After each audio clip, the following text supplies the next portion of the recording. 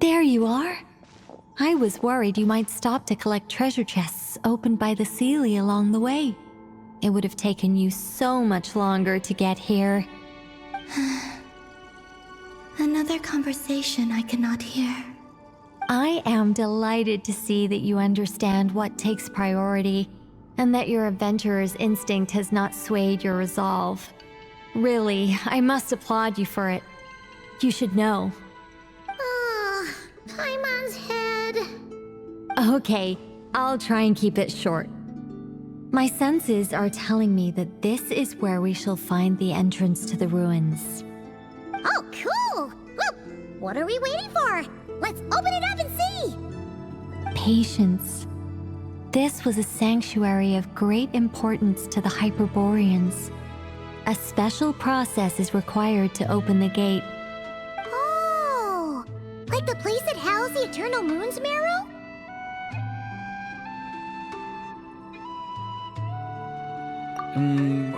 Okay, so what's the plan? Need us to do anything? And just the short version, if you can. Ah, all right then. I was planning to start with some background on the invention of these techniques. Are you sure you don't want to hear it? It's quite informative. Remember what you were saying about priorities? Fine. Simply put, we need 3 human representatives to successfully undergo a process of Kuvaki resonance. Think of it as a test from the 3 moon goddesses to see if the entrants are qualified, with the most recognizable qualification being Kuvaki. Pretty sure Lauma would ace that test. Oh, wait. But we need 3 people. I also have no doubt that the Moon Chanter would be qualified, but we would need 2 other people with the same constitution. Therefore, the most feasible method is not so much to follow the rules, but to figure out how the test functions and find a workaround. I've done some research, and it turns out the mechanism is rather crude. We'll simply need humans to stand before it who have sufficient Kuvaki energy within them. I'm with you so far. How do we get the Kuvaki in them? The easiest way would be transfusion. Take some Kuvaki from Nodkrai's soil, put it into the bloodstream, and get it circulating in the body. So we're going to cheat on the test? Precisely. There are other methods, but this is the simplest one. Cheating the system is much easier than trying to hide from it. Huh? Sorry? Does the idea of cheating upset you, Miss Lauma? No, that's not it. I suddenly had an idea. Oh, what is it? It's about Moon Prayer Night. I figured out a way for Kutar to join in the festivities. Huh? But as Paimon said, we need to have our priorities straight. Let's get back to the test. I'll follow up with Nefer on the festival arrangements. Oh, okay. Anyway, is this really the best method we have? A Kuvaki transfusion sounds dangerous, no matter how you slice it. If you think that's dangerous, wait till you hear the other methods. I'd be more than happy to go through them if you'd like. There are several. No need, we're good. Let's go with this one. Very well. Kuvaki transfusion it is. Now, I should mention that the risks can be greater or lower depending on individual compatibility. It would be rash to simply infuse the Kuvaki and hope for the best. If the body rejects it, the reaction can be quite severe. The symptoms are similar to another condition that some people living here suffer from, known as congenital Kuvaki sensitivity. So, before we execute our plan, I will perform a simple test of my own to see who is compatible and who is not. Once that is done, we will have to complete the resonance process as rapidly as possible. The participants must remain stationary while the Kuvaki circulates and bonds with them, and they mustn't eat or drink anything. What? No eating or drinking? That's some hardcore fasting. They'll all be monks by the time they're through. 3 days. Oh, it's And we still need to find 2 more people who are not just compatible, but also willing to volunteer. Fasting? What are they talking about? Really? Don't you want to think this through? Haha, count me in too. 3 days without food? I can handle that. Miss Nicole has made it clear that this is the easiest way. The way I see it, there's nothing else to discuss. It's time to step up. Yeah, you're right. In that case, Paimon volunteers to be Captain of Logistics. She'll keep the fires lit and grab some spare clothes to keep you comfortable.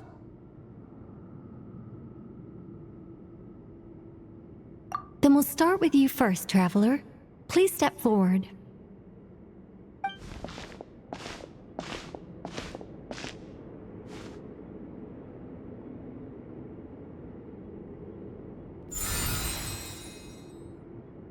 How's it going?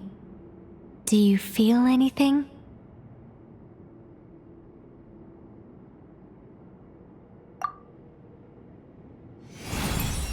How about now?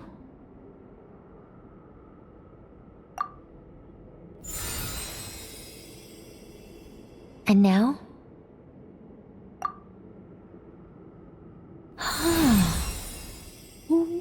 What about now? You guys, it's not a competition, you know. All right, I'm officially impressed. Even as a descender, you can withstand far more than I imagined. It's like I summoned a giant stone titan to arm wrestle you, and your arm hasn't even moved an inch. In my last attempt, I infused 5 times the amount of Kuvaki required. Yes, safe to say, compatibility won't be an issue for you. You're eligible to join. You're next, Mr. Varka. Sure, here goes nothing. All right, I'll start where we left off. 5 times the required Kuvaki dose. Whoa, whoa, whoa, hey, wait a minute. How's it going? No, not great. I kind of want to puke. Feels like I've been drinking too much. A few bottles of wine, then a big stein of Dark Horse. With some hard liquor from Liyue mixed in. You think this is funny? I just lost to a young lady in an arm wrestling contest. I'm never gonna live that down. My apologies. I'll lower the concentration and try again. Oh. How's it going now? I'm not as dizzy as last time, but I can still feel it pulsing around. In that case, you wouldn't be an ideal choice, Mr. Varka. Let's try someone else. Okay, let's go ask some of our other friends then.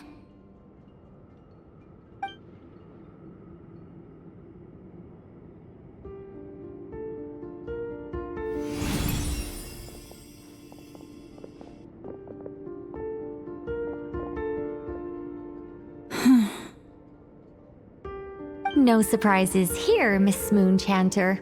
You're perfectly compatible. You may join.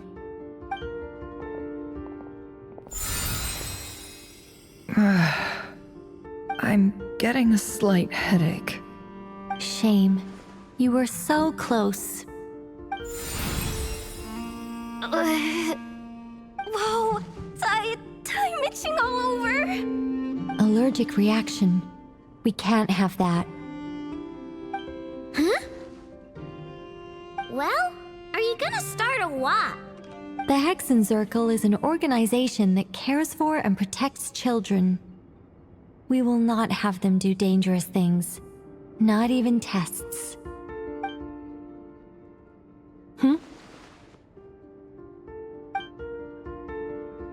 Is something the matter?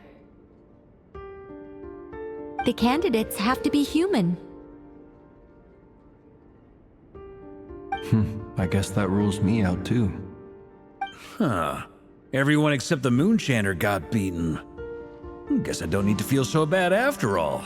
I mean, looks like this isn't gonna be as easy as we thought. Perhaps I could ask for volunteers among the Frost Moon Scions. I'll see about talking to some trusted Lightkeeper colleagues. Itlua springs to mind. In fact, I think we had some former Frost Moon Scions join our ranks recently. Can you give me the scientific explanation for how the test works? I can probably make some kind of test bot. Then we can just zip through Nasha Town, going up to people and pressing a button to check their status. Wouldn't that be way easier? No. Wow! No elaboration for once. How about I contact the Knights of Favonia's garrison in the Wave Chaser plane? Shame that Lohan's already left. And that guy's even tougher than I am. Strange. The moon goddess is clearly revered by many people. So why is she on the brink of disappearing?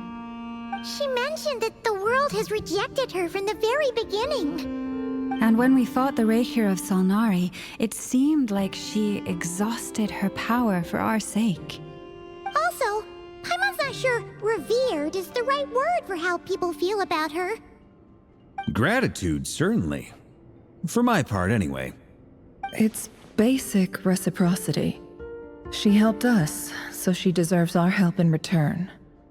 Yeah, even though she looked like she didn't care, she still saved a ton of people, including me. A review of the relevant data leads me to conclude that Miss Columbina is a good person. Yep, you bet! They really think so? I'm super surprised that Columbina isn't her actual name, though. I think it really suits her. It's light and graceful and... yeah, just a really pretty name. I know, right? Unfortunately, that's not our decision to make. Columbina. That was the code name the Fatui gave me. But it also came up in the song I heard when I was born. But... is that really all there is to it? What do I truly think of my own name? Is there anyone left who will still call me by that name?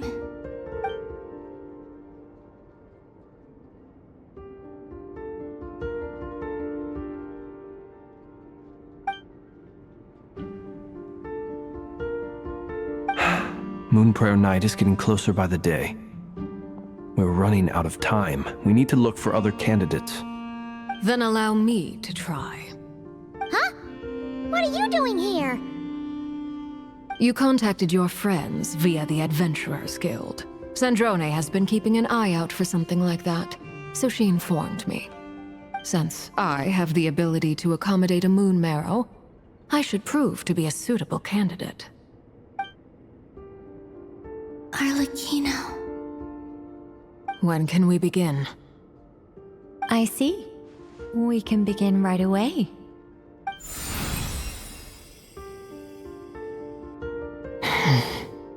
How was it? Did you feel any discomfort? Not at all. Then it seems we shan't need to look for additional candidates after all. Great! Cool. Alright, like Paimon said, the rest of us can take turns making sure the three of them stay warm and comfy. Then, my job is to take care of the caretakers. I will ensure everyone receives food and accommodation. I'm ready as well.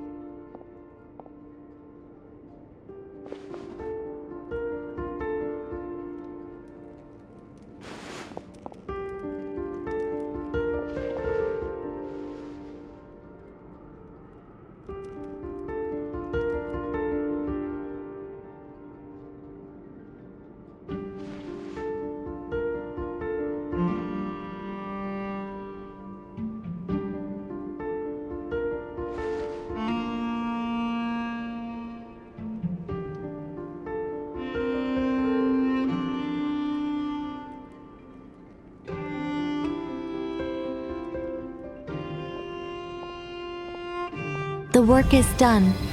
The sacred scroll shut. The stars grow dim, the people silent. The white sun sets, the silver moon rises. O path to the temple, appear now before us.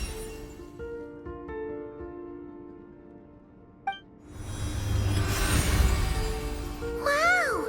It really opened! So that's what all this is about. They've been trying to open this gate. Come, let us enter. It might be best to eat something first. Take care to chew properly and swallow slowly. It will give your body time to readjust to the digestion process.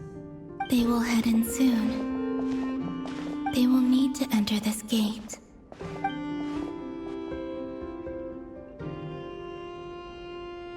Huh?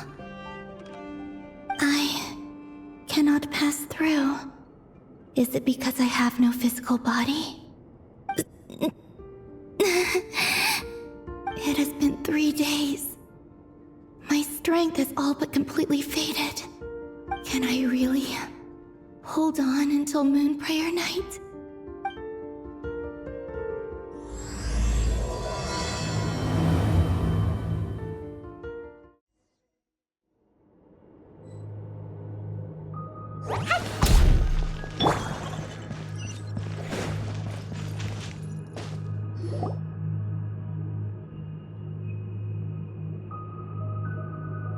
Are these people... Judging by their clothes, they appear to be phantom Hyperboreans from the distant past. That could mean they have some clues about the moon goddess's name, right?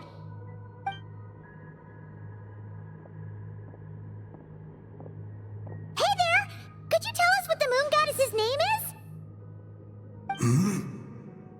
Sorry. That's probably a weird question, huh? How do we explain this? The moons are long gone, and their goddesses are dead. Their names no longer mean anything. When a new moon goddess is born, we will surely know her name. We have used every last resource at our disposal. All that remains is to wait, patiently and quietly.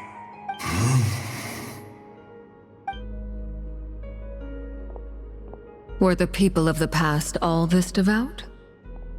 It looks like this phantom doesn't intend to converse with us any further. Surely the new moon goddess he speaks of must be Columbina. Alas, Kuthar's birth came long after the age in which he lived. But, maybe if we find a phantom from a more recent age, they might know Columbina's real name. True. Keep an eye out. We should be able to tell which era they're from by the clothes they wear. Yeah, you've been pretty talkative this whole time. What changed? Oh, nothing.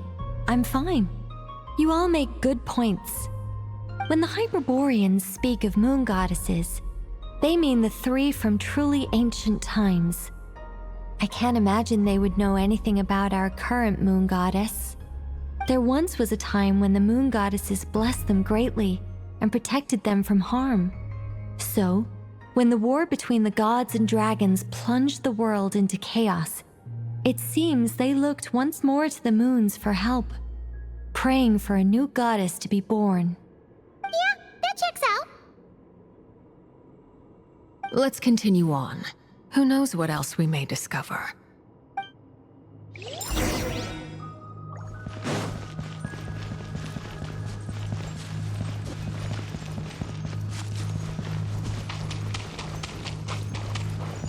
There's a door blocking this path! Not a problem. Try this.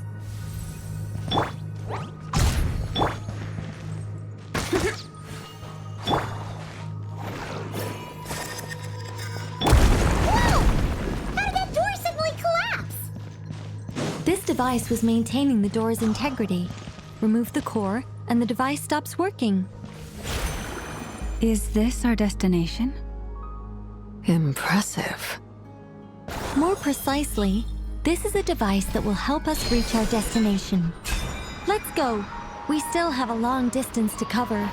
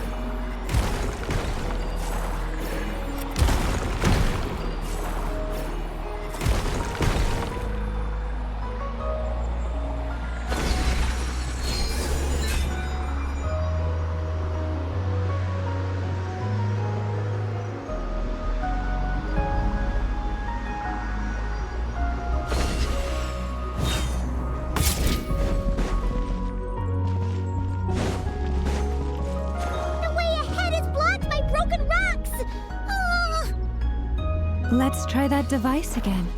Remember the door from earlier? It works in reverse, too!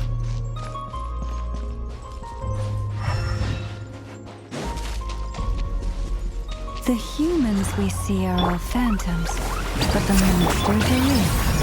What a fascinating place. There'll be plenty of time to admire it later.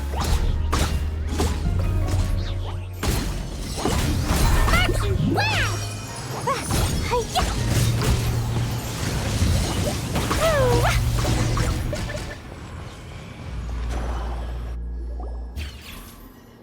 Ooh, there's a whole bunch of artwork in here. Seems pretty old. Nicole, this is probably your area of expertise. What do all these paintings mean? Let me see. To understand these murals requires some knowledge of the history surrounding the War of Funerary Flame. I shared a little of this with Lauma before. Yes. I think I follow. The dispute between the Moon Sisters. The transformation by Nibelung. Oh no, it's no trouble. I'd be delighted to share the tale again. Alright then. Tevat's 3 moons and their goddesses were brought into being by the will of Nibelung, the then ruler of Tevat. But when the heavenly principles came, they changed the world completely, down to its very foundations. The moon goddesses were nowhere near strong enough to challenge this entity. But the heavenly principles did not view them as heretical entities that had to be removed. Essentially, the 3 moons existed to keep this planet alive and operational, which did not directly conflict with the heavenly principles' aims. Nevertheless, the inherent precariousness of this arrangement would soon be revealed. Nibelung returned. Yes. He did, and thus began the War of Funerary Flame, a battle for dominance between Nibelung and the heavenly principles. Discord would soon emerge between the 3 Moon Sisters. One would voice the opinion that they should follow Nibelung, for it was he who first hung the moons in the sky. Another would argue that taking sides in the conflict would only bring the world closer to ruin. There was no telling where it would lead, especially since their creator had returned bearing the perilous power of the abyss. Nibelung would eventually discover their disloyalty. He had all 3 imprisoned before transforming the moons into weapons with which to fight against the heavenly principles. What? Weapons? Yes, the very moons that had once defended the planet became instruments of death and destruction, striking terror into the hearts of all living things. And although the heavenly principles and the 3 Moon Sisters had once been at peace, it now seemed that the moons posed an unacceptable threat to Tevat. It is possible that the heavenly principles did not know of the goddess's imprisonment. If so, the weaponization of the moons would surely have been viewed as an intentional breach of the peace agreement. Regardless of who knew what, when, the heavenly principles shattered 2 moons and flung the other beyond the skies. Whether the goddesses managed to escape Nibelung's captivity after his fall, nobody knows. But this much is certain. From that day on, the moons no longer belonged to Teyvat. The rejections slowly drained their power until eventually they passed away. So that's the full story. You say the moon ceased belonging to Teyvat from then on. Why then would Columbina be born here? That is perhaps due to the lingering connection between the Frost Moon, which was not shattered, and this world. You could see it as the three sisters' dying wish. They never desired war. All they ever wished for was to protect this land. I see. If the final fate of the three goddesses is as you say, then Columbina faces the same grave danger.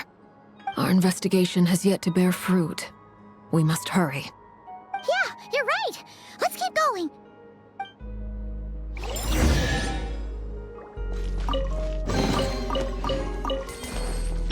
Wouldn't gliding be faster?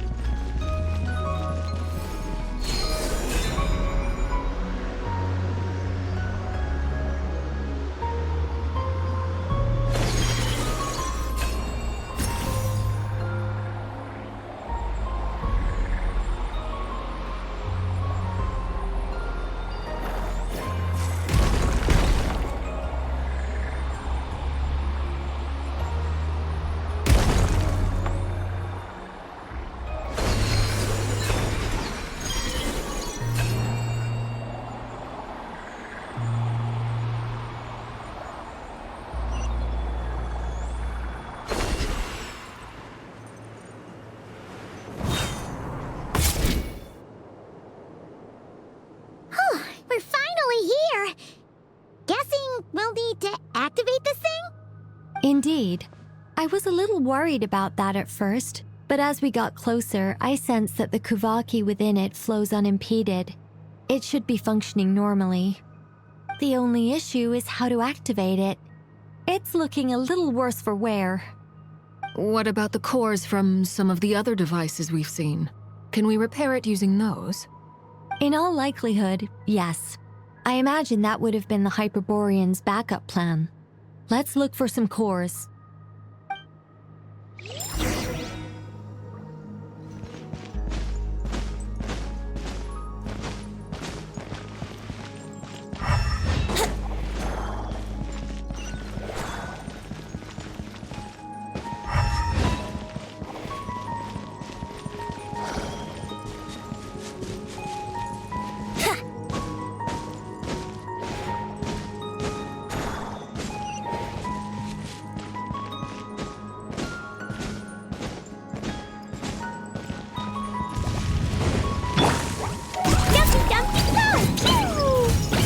Show no mercy!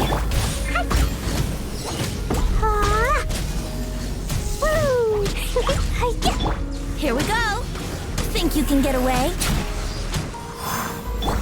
Da, da, da. Fulfill our pact! Let's play! Yeah! La la la! Yeah! Jumpy dumpy go! Woo! Ah!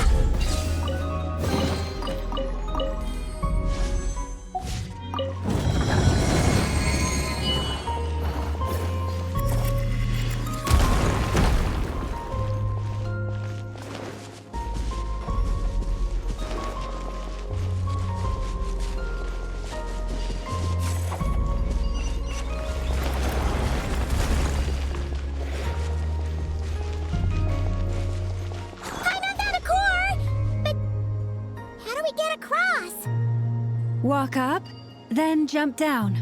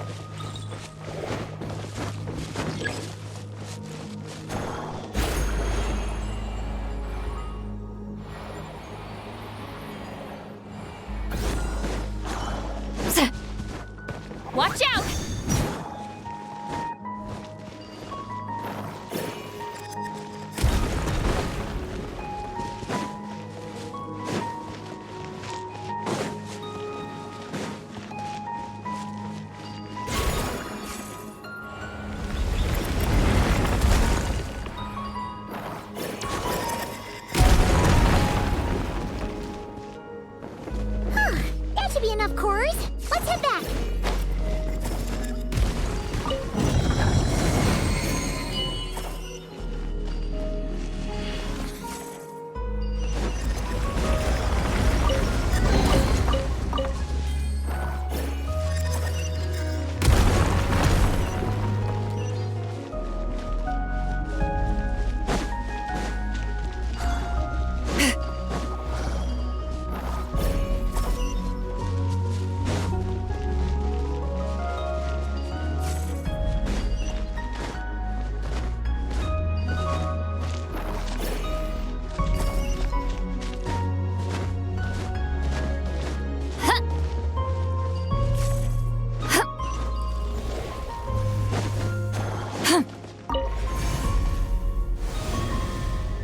The device is up and running.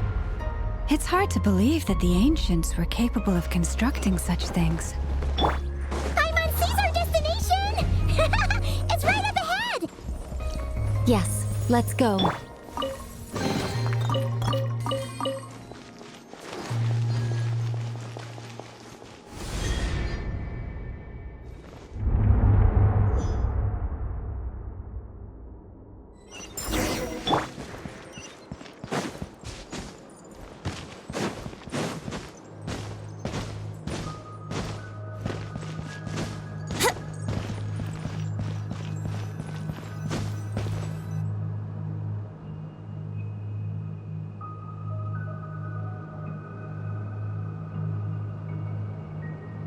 This is where the people of Hyperborea communicated with the moons.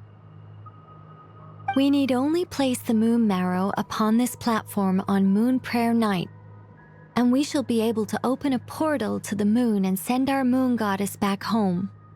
The assumption being, of course, that we can find her first. That's right. You want to know if it's safe there, don't you? And yet, she has no choice but to return. You know this. Oh, that's not the only issue here. This is the end of the line, right? We've explored everything we can. And despite looking at historical artwork and talking to people from Hyperborean times, we're still no closer to learning Columbina's name. If it's not too much trouble, could you tell me exactly what Alice said to you about finding her name? Oh, sure. What she said was... Then your first job is to find it. As a moon goddess, I'm sure she must have a name she identifies with. Neither Columbina nor Kutar is her true name, and she's never really accepted either of them. Is it not also possible that she has never had a true name? Not at any point in history? That would be a hard pill to swallow. But at this point, we may have to accept that that is the truth. No one knows how she came into being, and she certainly doesn't have parents in any sense that we're aware of. Perhaps she was never granted a name at all. But does that mean there's no way to get Columbina back? She's just gonna disappear and there's nothing we can do about it? Huh? Wait, why all this pessimism? Was it the way I phrased this question? You all seem to be taking this in completely the wrong way. Well, just because she's never had a real name in the past doesn't mean she can't have one now. What?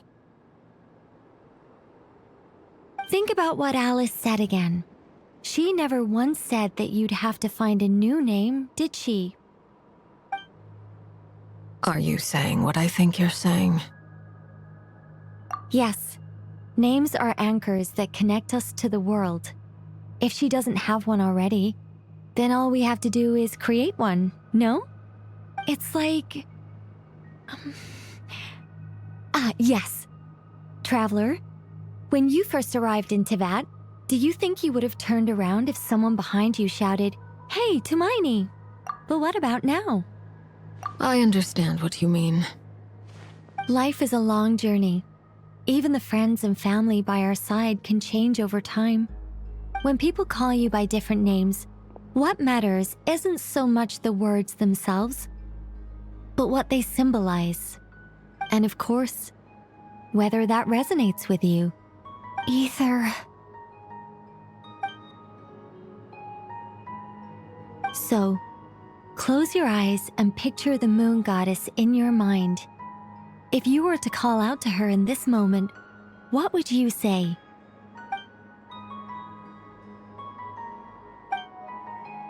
Columbina. Columbina. Paimon would call her Columbina too. Well, she has long forsaken everything that Kuthar represents. I think from now on I should call her Columbina too. Well, it sounds to me like you found your answer. Are you sure? Is it really that simple? We haven't found her this whole time, and not for lack of trying. For a journey like this, the process is every bit as important as the outcome. Had you not searched far and wide, rejecting every other answer you were offered, how could you have come to an answer you felt was finally correct? Oh, it all makes sense now. This has Alice's fingerprints all over it. Are you suggesting that mage knew from the start that Columbina never had a real name to begin with? I can't say for sure. But I can definitely imagine her chuckling in satisfaction somewhere right now, saying, "Ah, what fun." Llama, your antlers! You should hurry. The festive moon has begun to rise. Do not worry, for when you called the name Columbina just now, I could sense that the power within was enough to summon back the moon goddess. The power within what? The name? Yes, so, the thing is, What's wrong now? this is so annoying. I really want to explain how that whole thing works, starting from the founding principles of Tevat and... Oh, I could talk about this for hours, but... Deep breaths, Nicole. Deep breaths. You're an angel. A sober, sensible, solemn angel who has her priorities straight. Okay then. Sorry for asking. Clearly a bad call on Paimon's part. Anyway, you all need to hurry. Last thing, remember how it felt when you called out that name. Then it is agreed. By the name Columbina, we shall find her. Then we'll throw her the best Moon Pair Night party ever! And at last, we will send her home.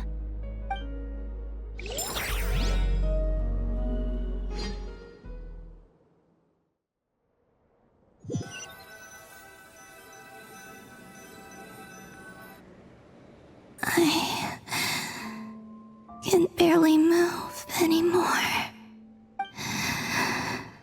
My consciousness is fading away. Have they come back out? I'd love to see them one more time.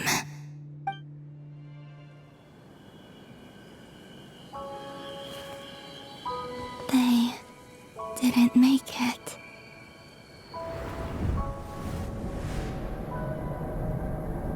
Could you tell me your name? My name is... Columbina!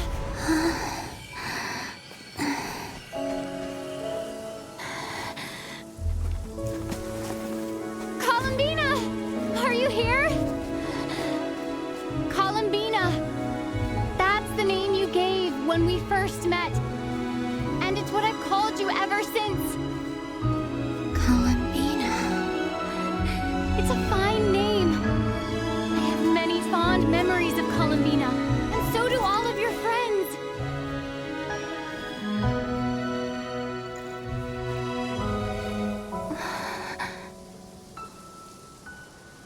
If you like this name,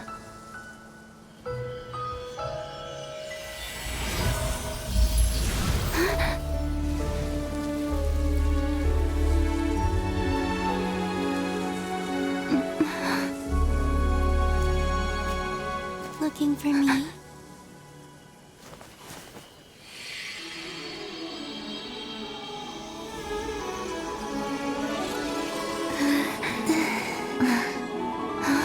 I like it. You can carry on using it. My name is Columbina Hyposelenia.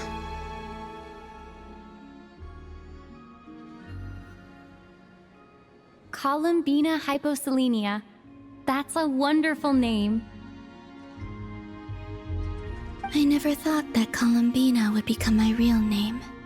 But after I met you and my other friends, the things that this name stood for slowly began to change. It went from being a Fatui code name to something my friends call me.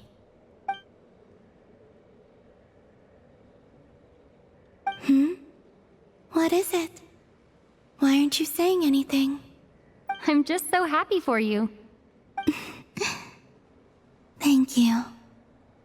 So, where's everyone else? We can go and meet them very soon. Everyone went to different places to try calling your name. Great. I'd like to thank them as well. Everyone's done so much for me. Searching for my name, entering those ancient ruins. Huh?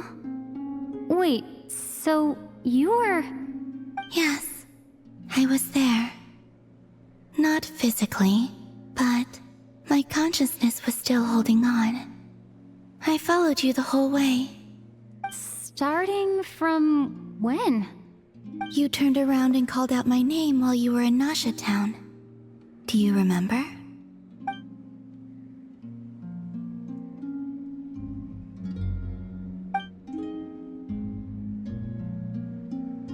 Let's go.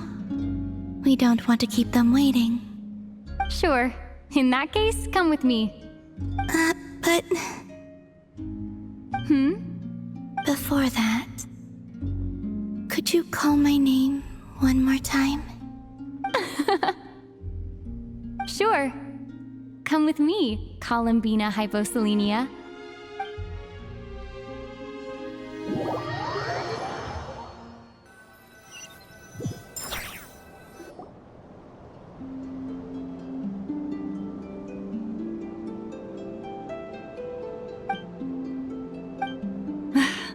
Columbina!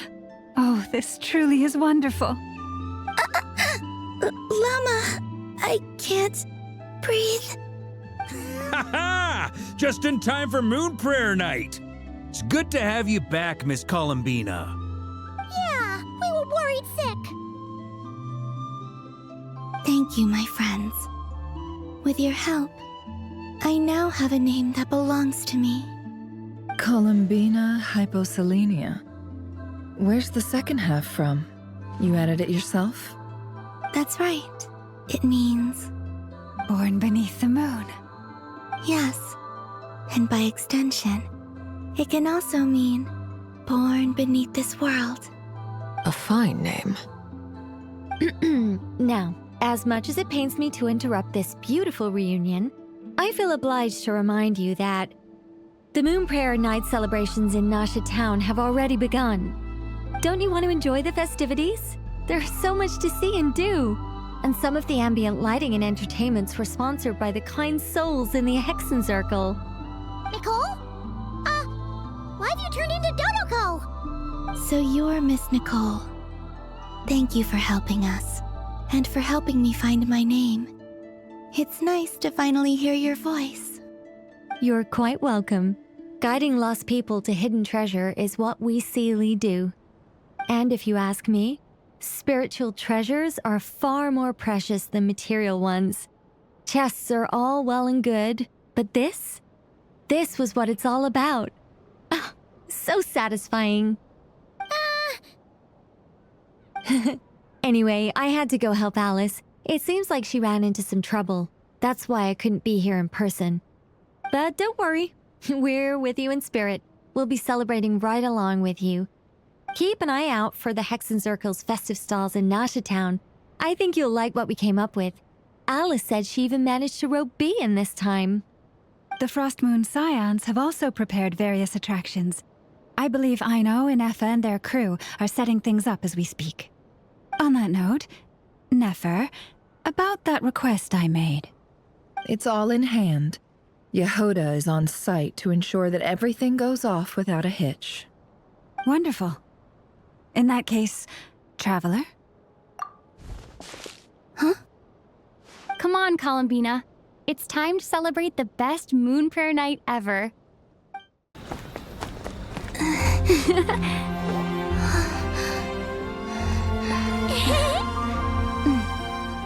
Hey, young lady. Would you like some moon prayer night candy? Happy moon prayer night. Oh, yeah. I almost forgot to say.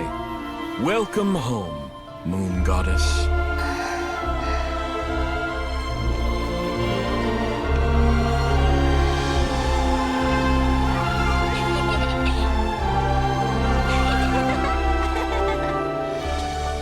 Welcome home, moon goddess.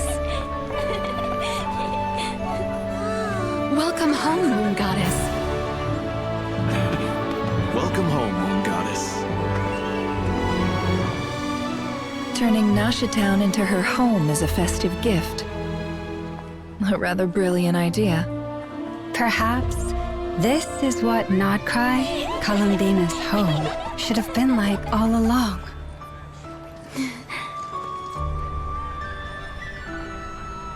Thank you for the gift. I like it a lot.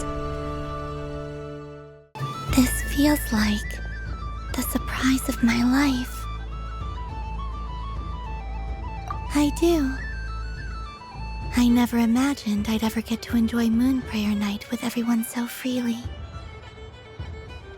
If you're happy, we're happy. Quite a strategy you came up with. Hide the tree in the forest. It's not your usual style, Lauma. Is there something about Moon Prayer Night that enhances what's in your head as well as the antlers on top? Apparently so.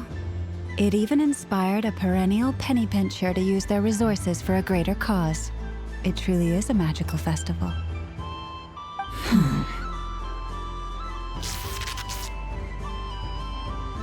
I see it now. This bickering is actually a sign of a strong relationship. Huh? What's everyone doing here? Oh! Miss Columbina, you're back! Yes, I'm fine now. Thanks for your concern. How's your progress with Alice's assignment? Very well indeed. I've never heard her sound so excited. Not like this. This time, her excitement seems more serious. Seems like she's had a major breakthrough. She said she'll contact us once she knows more. In the meantime, we're free to relax and have some fun. Enjoy the time off while it lasts. I have a feeling that our next task won't be so simple.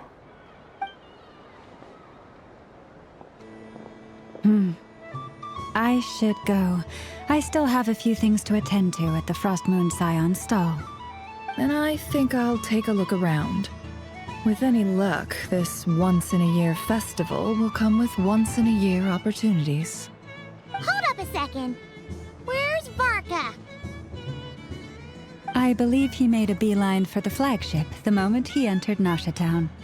Ah, that's Mondstadters for you. They know what they want when festivals roll around. Goodbye for now, Columbina. I hope you have a wonderful night. I will.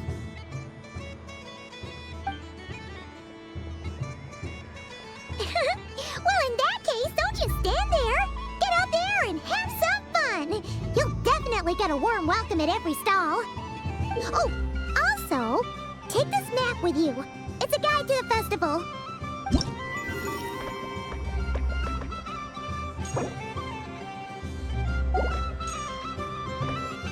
The Frost Moon Scion stall is over here.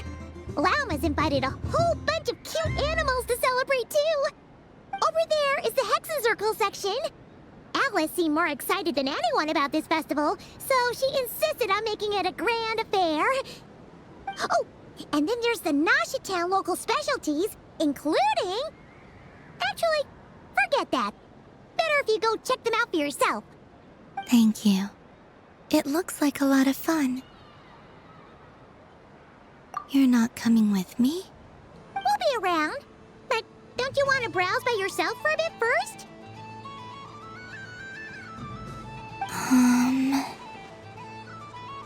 Yep. If you find something you like and want to try it out together, just give us a shout. We'll be right with you. Otherwise, just relax and enjoy yourself. There's so much on offer, so try to experience as much as you can. And don't forget to stuff yourself with all the delicious festival food. All right then. Off I go. Where should I go first?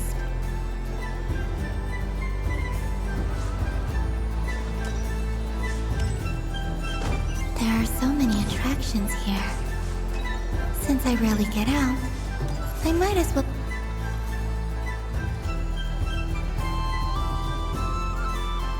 Well, well, look who it is.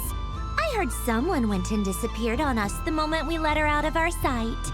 They looked all over for you. Frankly, I didn't think you'd be back for Moon Prayer Night. Were you worried about me, Sandrone?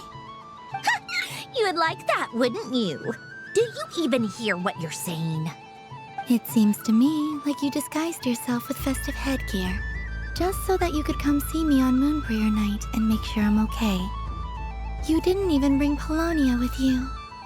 You? I thought you couldn't see. I cannot.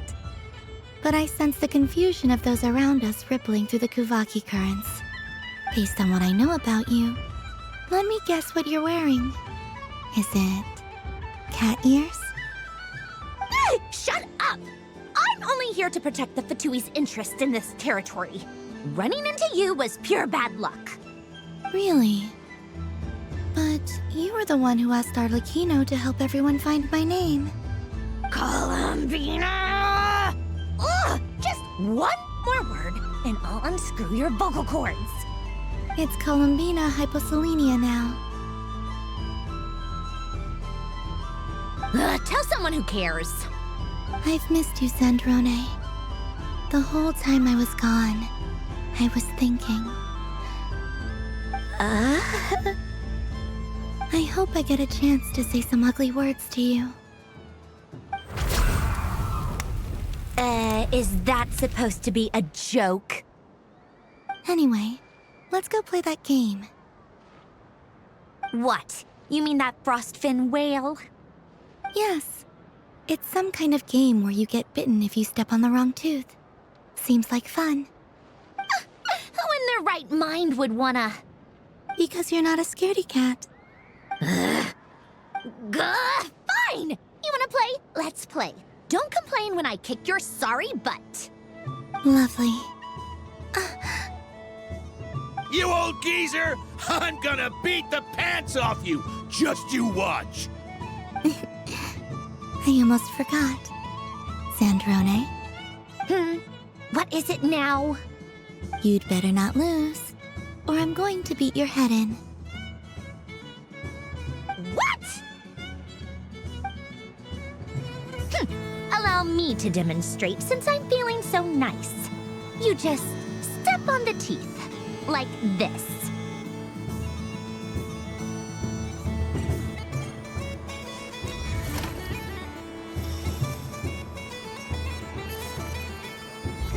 Which should I pick?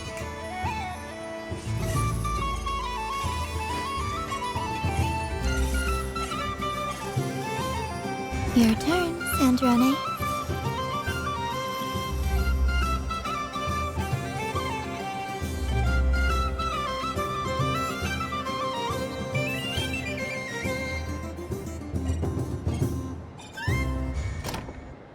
Don't come crying to me if you get bitten.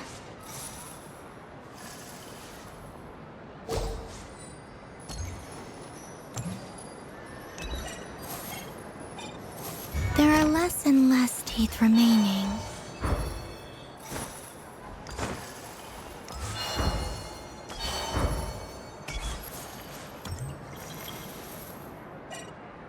Huh? What's that noise?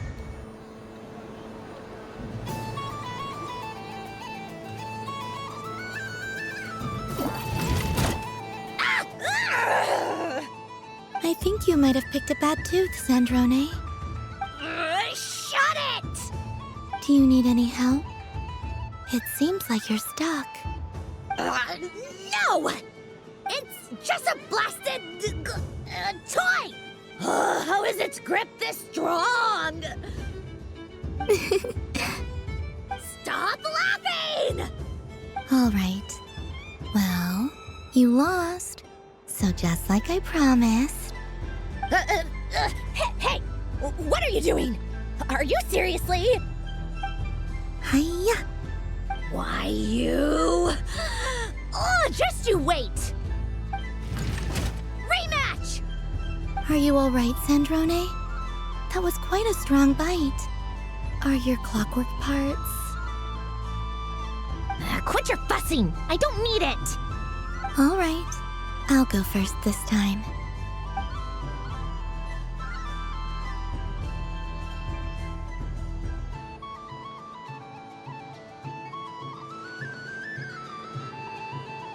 I see it now. She can sense which teeth are rigged. So I just need to avoid the same ones that she does.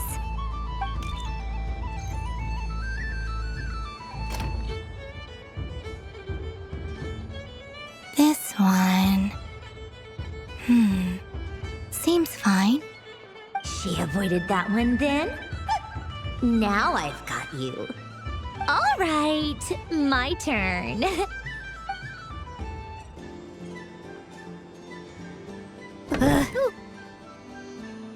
What? Looks like you lost again, Sandrone. Wait! There's more than one bad tooth! Bonk.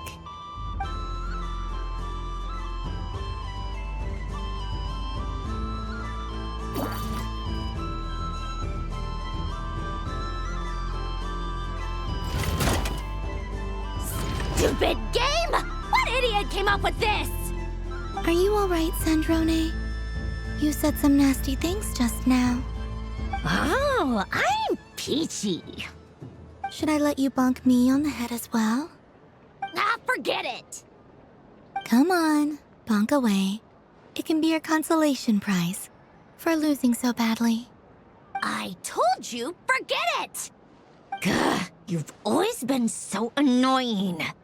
Singing right outside my door, inviting yourself to my tea parties, going AWOL. And now you're off to the moon or something.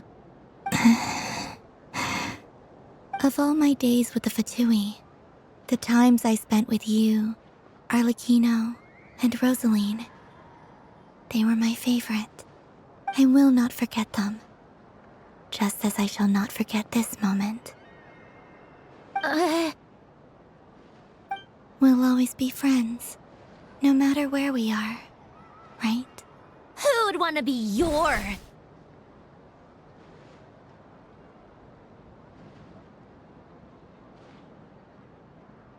I'll miss you, Sandrone.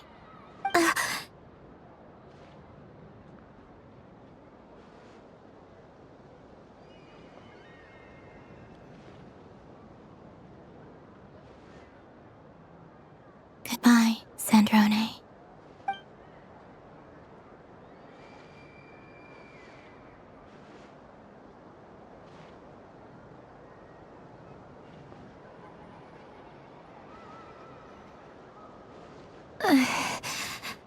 I'll miss you too, Columbina. Sorry, what was that? Ah! Ah! Yeesh! No need to freak out. What's wrong? We've been looking everywhere for you. What do you want? Oh, nice ears.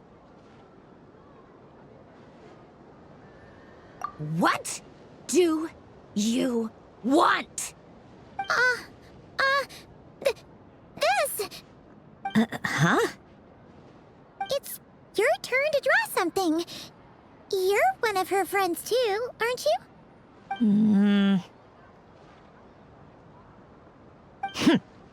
doesn't know how lucky she is. Sorry? Nothing. I'm done. Take it. Oh, that was fast. Oh, and one more thing. Last time we spoke, you mentioned you were interested in the Narcissan Kreuz Ordo's research, remember? There were too many people when we last met, so we didn't get the chance to do this. What are you talking about?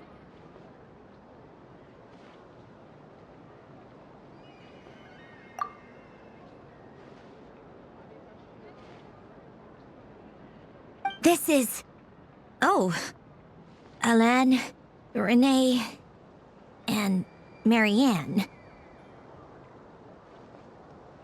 Huh. The Holy Blade. A savior's plaything. It's not about whether I approve or not.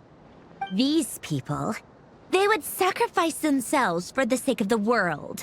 Especially Alain Guillotin and Renee. That is something I would never choose to do. Still, I didn't know they had any pictures left from that time. If I'd have thought to bring a camera, I'd have... What? Yeah, of you being bitten by the frostfin whale and Columbina bonking you on the head. Tear it up! Now!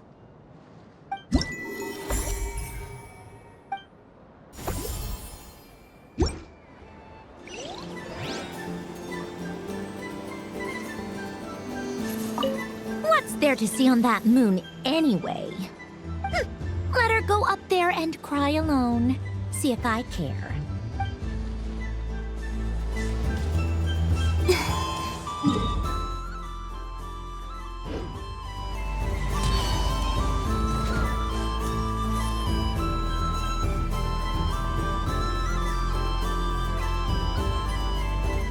This doesn't make any sense. How am I losing every single time? Wait, Inefa, you're cheating, aren't you?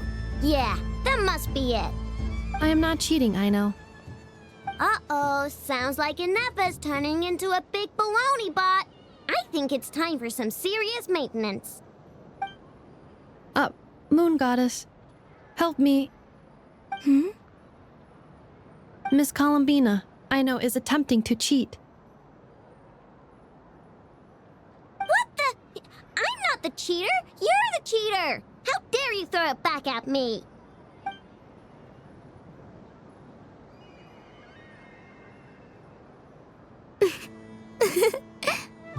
Alright, fine. Let's all laugh at I know. Just you wait till I get home, because I'm gonna make a game bot that can win 100% of the time.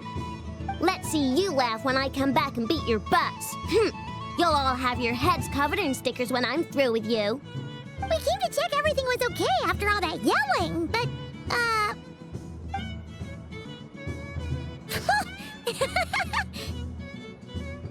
Whatever it is, it sounds like cheating is allowed. Kuhenki concentration. Each player starts with differently colored kuhenki. Each round, they draw one kuhenki from their opponent. When a player has two kuhenki of the same color, they make a pair and can be discarded. Any that can't form a pair must be kept. The round ends when a player can't form any more kuhenki pairs, and that player gets a sticker.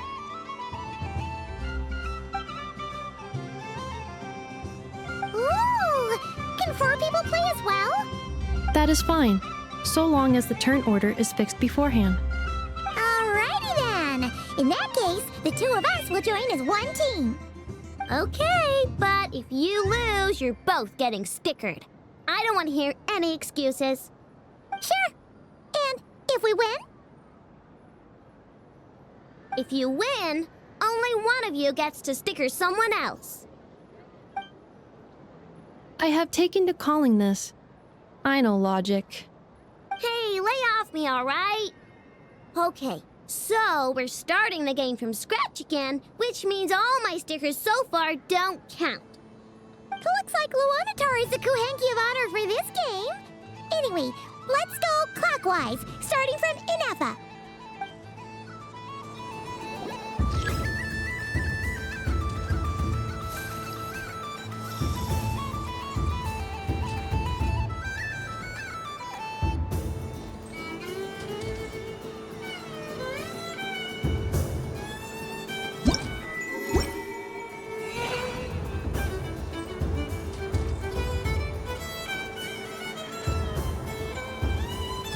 Nice! That's a pair!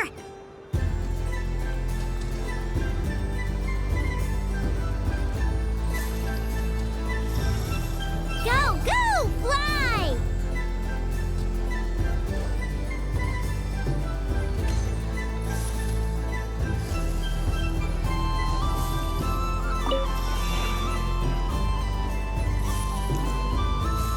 Go on.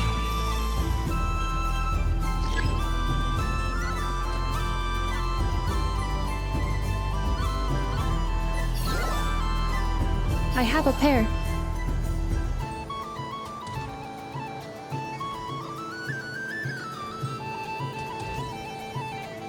Uh-oh! We gotta pick up the pace!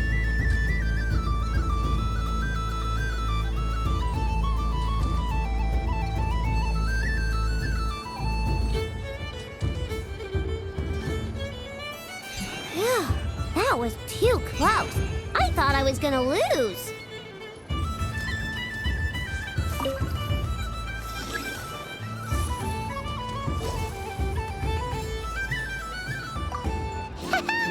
Let's see who's gonna be the unlucky one.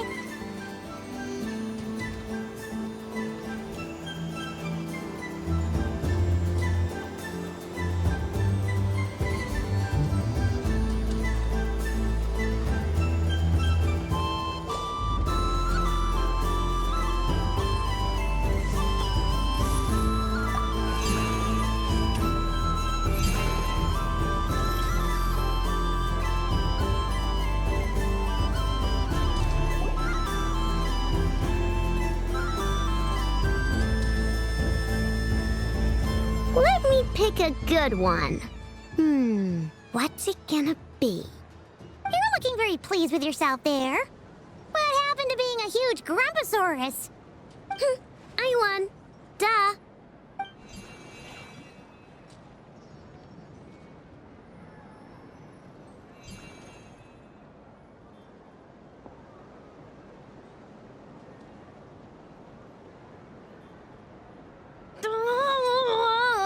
Me again? Don't fidget too much, Ino, or the sticker's going to fall off. I don't care. If it falls off, it falls off. If a pair of Kuhengi get discarded, why not a pair of stickers? Huh? Huh?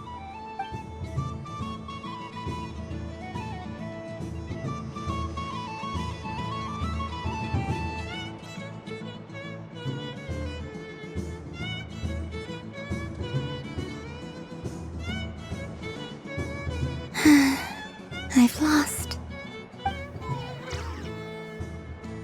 Sticker, sticker, sticker!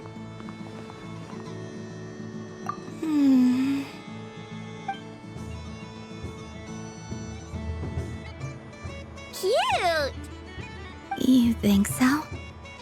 Shame. I can't see it for myself.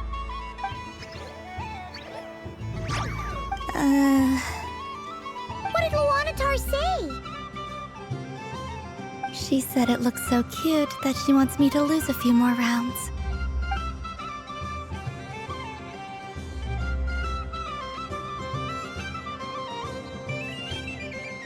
Who put these stickers on Paimon's eyebrows? Ugh, she can barely see. All right, now, I think we got enough evidence to prove that there's a serious problem here. Yes, I agree as well. The culprit is... Inefa! Culprit? What did I do? Quit acting dumb, Inefa! You're not wriggling your way out of this one. I've been watching you. Not only did you remember whose side Luanatar started at, but every time someone drew a Kuhenki, you were logging it and calculating every last possibility. Which Kuhenki pairs were gone, who had what color Kuhenki in their hand, even our facial expressions. You were keeping track of it the entire time. Exactly! What Ino said! Putting aside the fact that running calculations is not against the game rules, do you have any evidence to support your allegations? But that's not against the rules either. So she admits it. She certainly does. All right, everyone grab a sticker. It's time to get Inefa back. But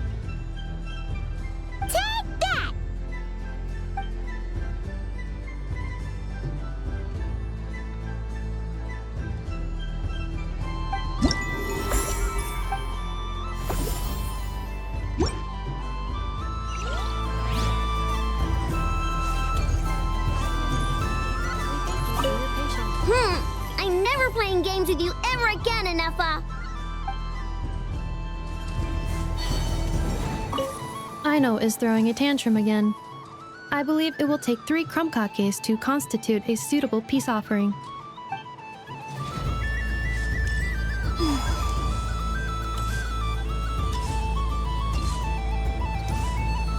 This one.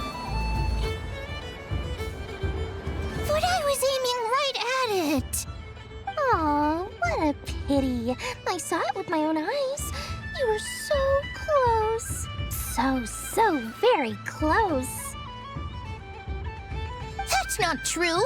It dodged out of the way right as I was about to snag it. I'm sorry? You heard me. This paper frog can move. I swear. Dear, oh dear, what are you saying? How could a paper frog move? Unless you believe there really is magic in this world. But even if I, the mere humble merchant that I am, knew such magic, surely I would not use it on a paper frog. I'd sooner give Mora legs, so I could walk right into my purse. My dear, dear customer, why not have one more try? This time I'll give you 12% off, a very generous discount for one of my most regular customers. Just think about how much experience you have under your belt now. You're sure to win the next one. Darn, I used up all my coins. I'll be right back. Just gonna fetch some more from my house. Take your time, but don't take too long. This event is Moon Prayer Night only. Miss it, and you'll have to wait a whole year before I'm back. Next customer, please. Welcome.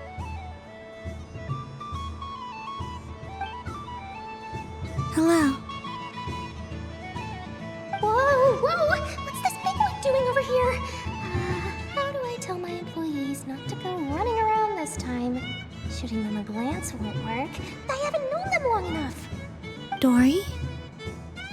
Why, hello there, Miss Columbina. Would you like to play my ring toss game?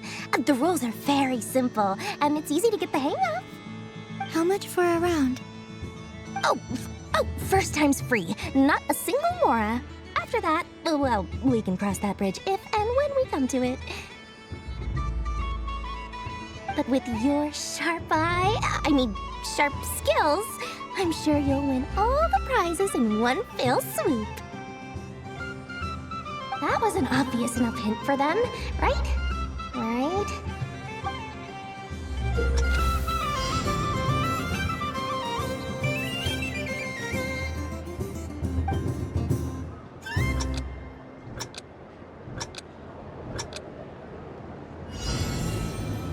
Here comes the ring! Oh, peanuts.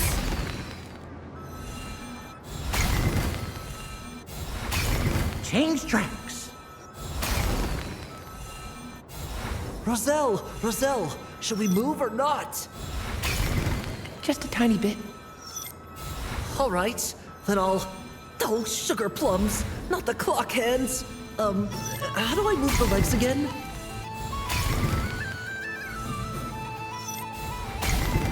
Stop dodging!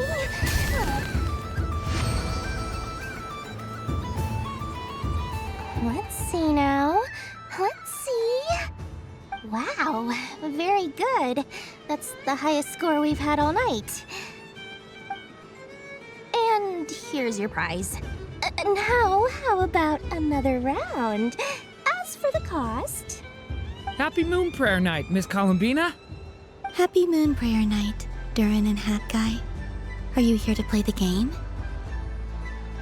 Yes.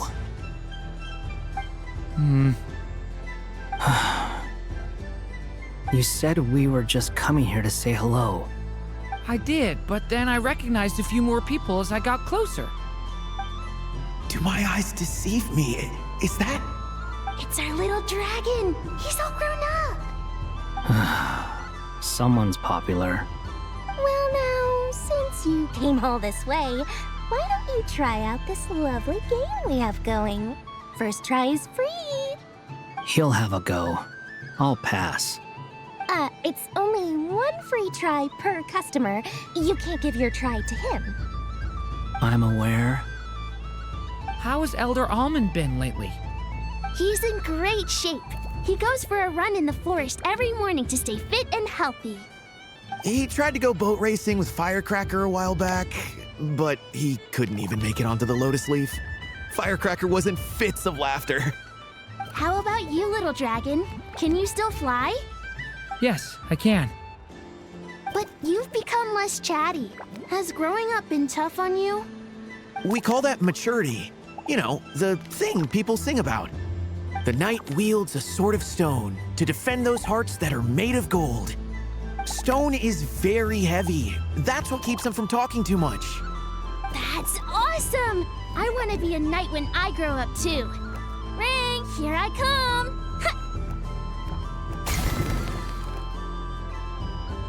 Oh, the hat-wearing man. I never thought I'd see you again. You seem more determined than when I saw you last on the train. If you say so. Oh, I do say so. The people you once helped see it clearly. It's because you are once again on the right track. May the engine in our hearts propel us to the station of our dreams. I can move! I can move now, Roselle! What are you doing, running into the rings like that? You got them all so quickly! I have never seen anything like this in all my travels!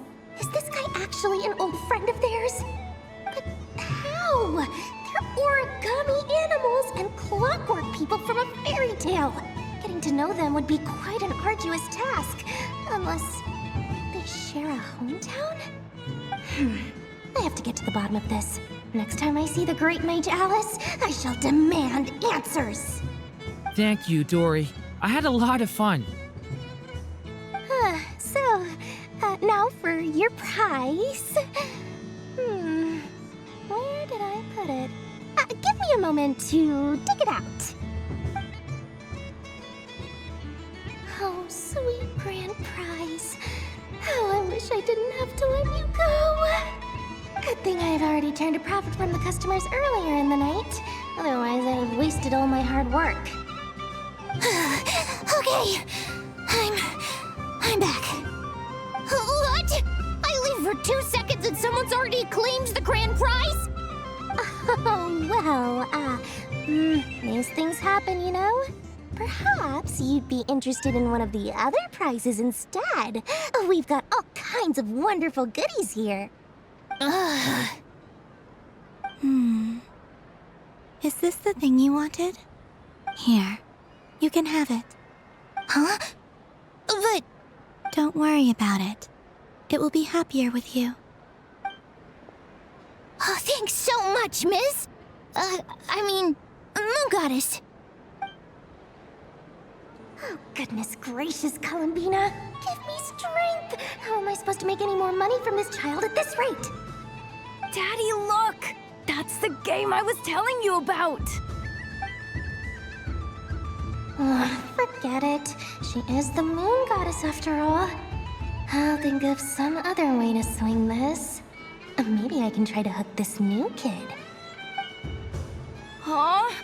Oh, someone already won the grand prize. You can take mine if you want. What? Why? Why are all these bleeding hearts coming here to ruin my business? Happy Moon Prayer Night, everyone. Happy Moon Prayer Night.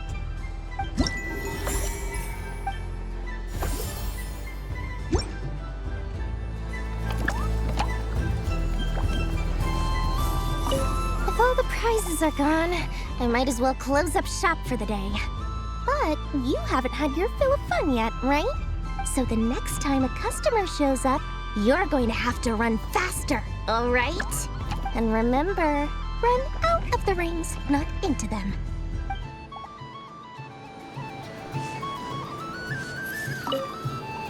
Done being a do-gooder yet? Thanks for coming here with me, Hat Guy. Are there any games you'd like to play? It's your turn to pick. Why does that hamster think you've grown up? You haven't changed at all. I know you don't mean that. You're just taking the opportunity to make fun of me, aren't you? Even if you won't admit that taking some time to compose yourself is important, I can see that you're doing it in practice. Otherwise, you'd have taken off your hat and flown away by now. Looks like Albedo's socialization program has been far more useful to you than all those Vahumana textbooks.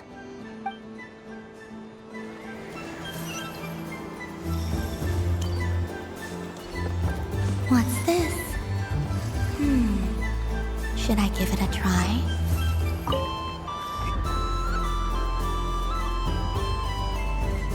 Come on, Citrus. One more round. Just one more. But my neck. Oof. It's acting up again. You should take a break. Health comes first. Yeah, don't push yourself. We'll find someone else. Hey, don't look at me. I'm the referee.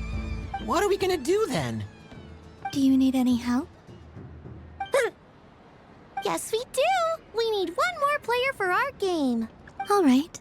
Could you teach me how to play? It's really simple. You just throw the dice and move by that number of tiles. First one to reach the finish line wins. Rolling a hamster means you move one tile. A paper frog is 2 tiles, and a flying squirrel is 3 tiles. 'Cause they go the fastest.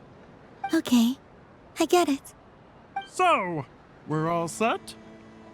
In that case, please take your places and let the game begin!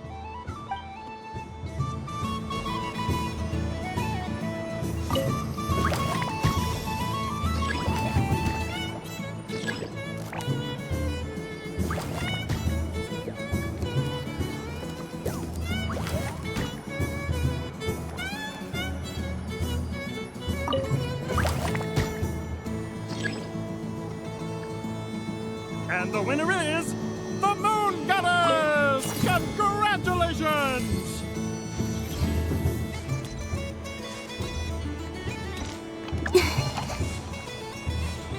So this is the Frost Moon Scions area. It feels very familiar. But everyone looks much happier than usual.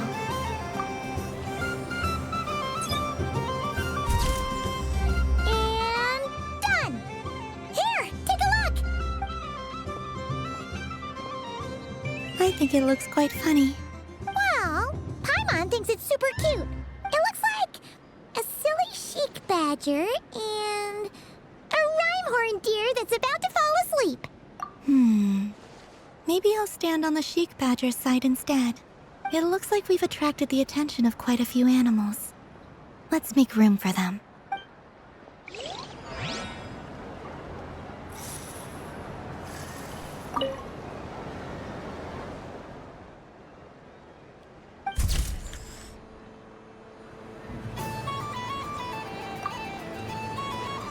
If this were any other day, I'm sure it would make for a great photo opportunity. But Moon Prayer Night has rendered my antlers uncomfortably large. Doesn't it look like this rhymehorn deer has 2 sets of antlers?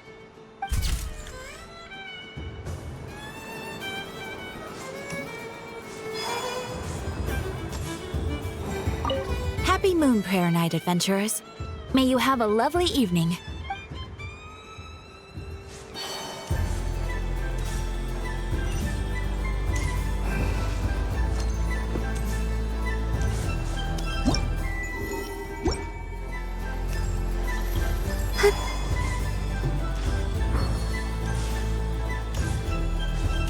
What's this? Should I give it a try?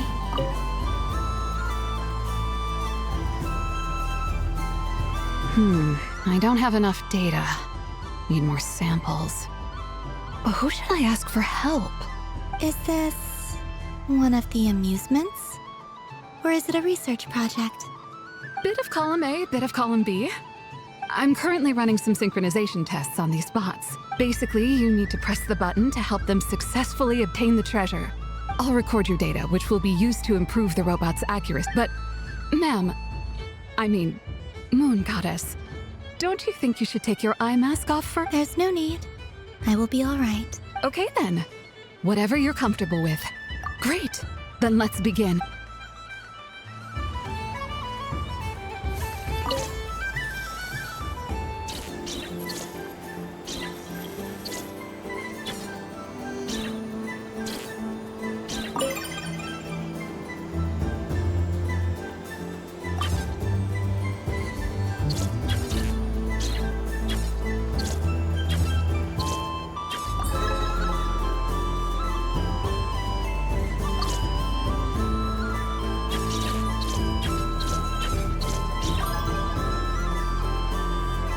Nice. Data cool. Thank you so much.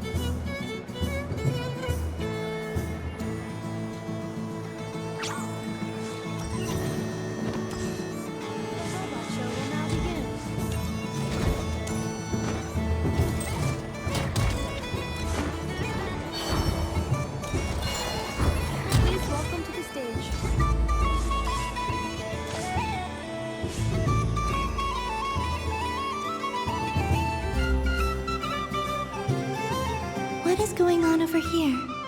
It looks like fun. Hold it right there! You can't run away from me, Moon Goddess. Are you talking to me? Of course. Do you see anyone else here dressed up as the Moon Goddess besides me and you? Hey, come on. Call me by my title. Happy Moon Prayer Night, Moon Goddess. And the same to you. Anyway, there's no time to waste. Get ready for the duel of a lifetime. Duel? Meet my partner, Stacko. Come on out, Stacko. Well, don't just stand there. Let's see your partner. Partner?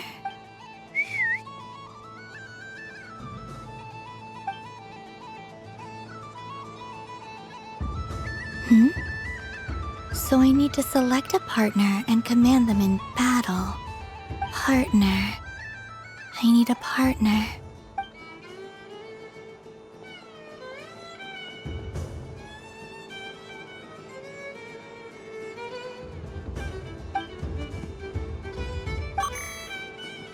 Whoa!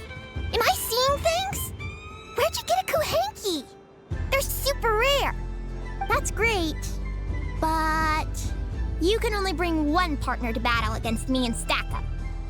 No ganging up allowed. They all look so eager to be picked. Which one should I choose? I'm not sure what this bot is trying to say, but it seems very happy. That bow. Does it want to dress up as the Moon Goddess too?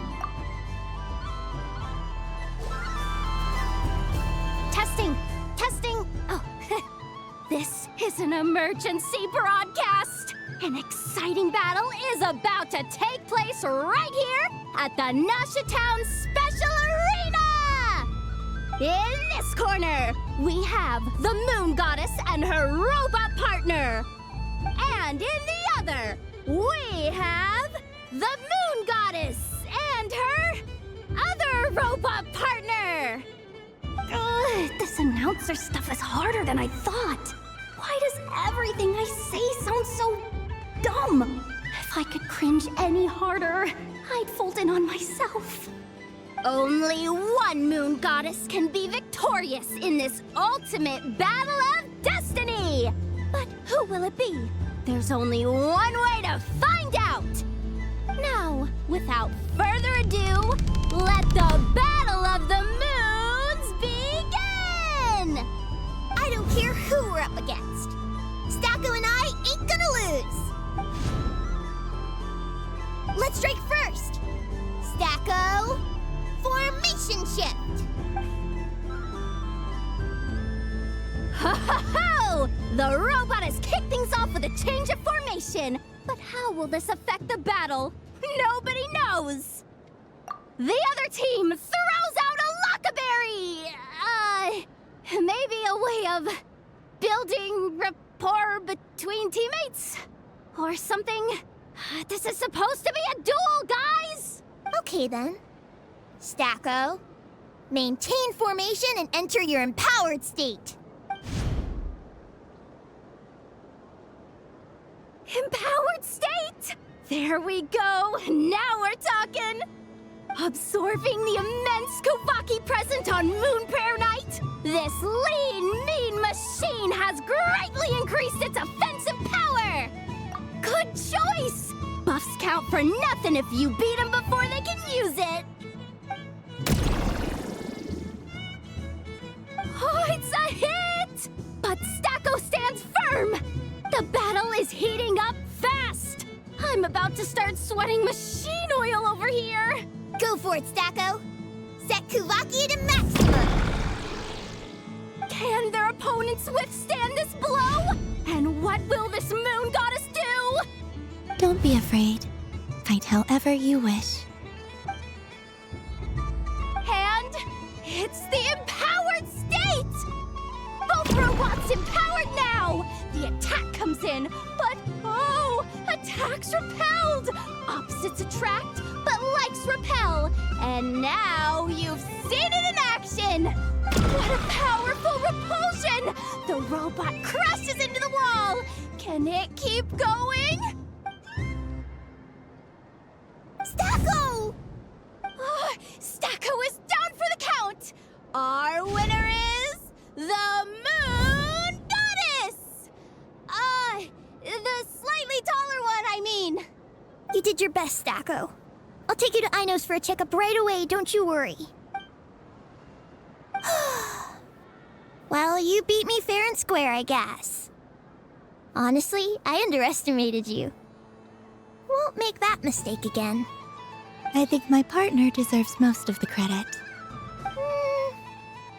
Just you wait. When I'm a little bit older, I'm gonna come back a whole lot stronger. Be ready for a rematch.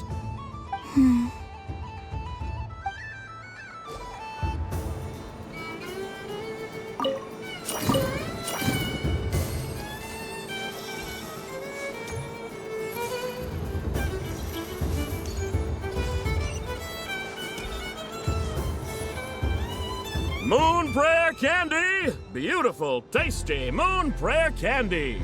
Buy a whole box, share it with your friends and family! Candy? To share? I wonder what flavors everyone would like.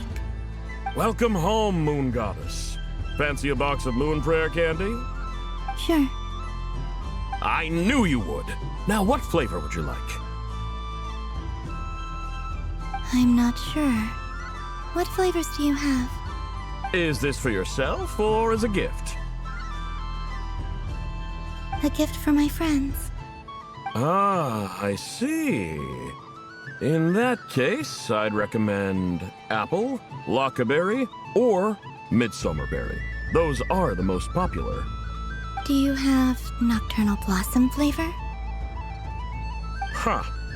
I've seen couples give those as gifts before, but I did not know they were edible. No? Okay then. Moonfall silver? You did say this was for friends, right?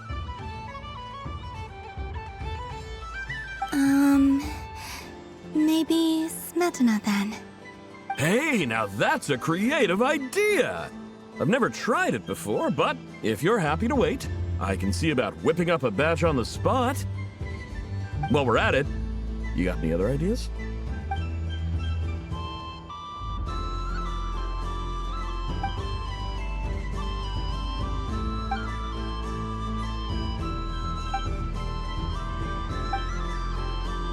Here you go. Every flavor you asked for is in there. Thank you. I should be the one thanking you! You brought me a whole bunch of new business. It's like a genuine blessing from the Moon Goddess. I hope you and your friends have a lovely night.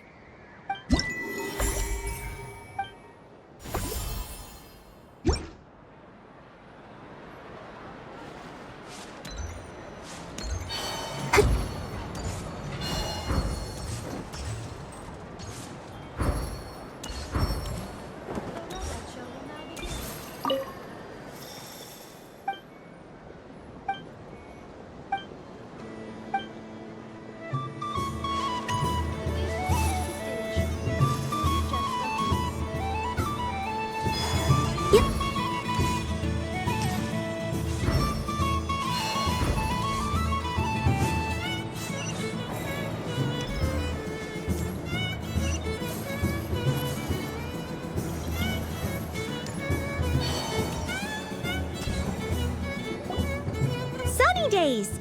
I prefer sunny days.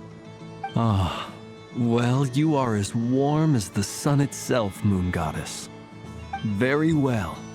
I believe your spirit animal has to be this most adorable chic badger. Wow! Thank you, Mr. Talking Magic Lamp. Have a very happy festival, Moon Goddess. Lance? That's you, isn't it? Shh. It's our little secret, my dear traveler in Paimon. Okay, sure, but why are you here selling sugar sculptures? Everyone celebrates in their own way.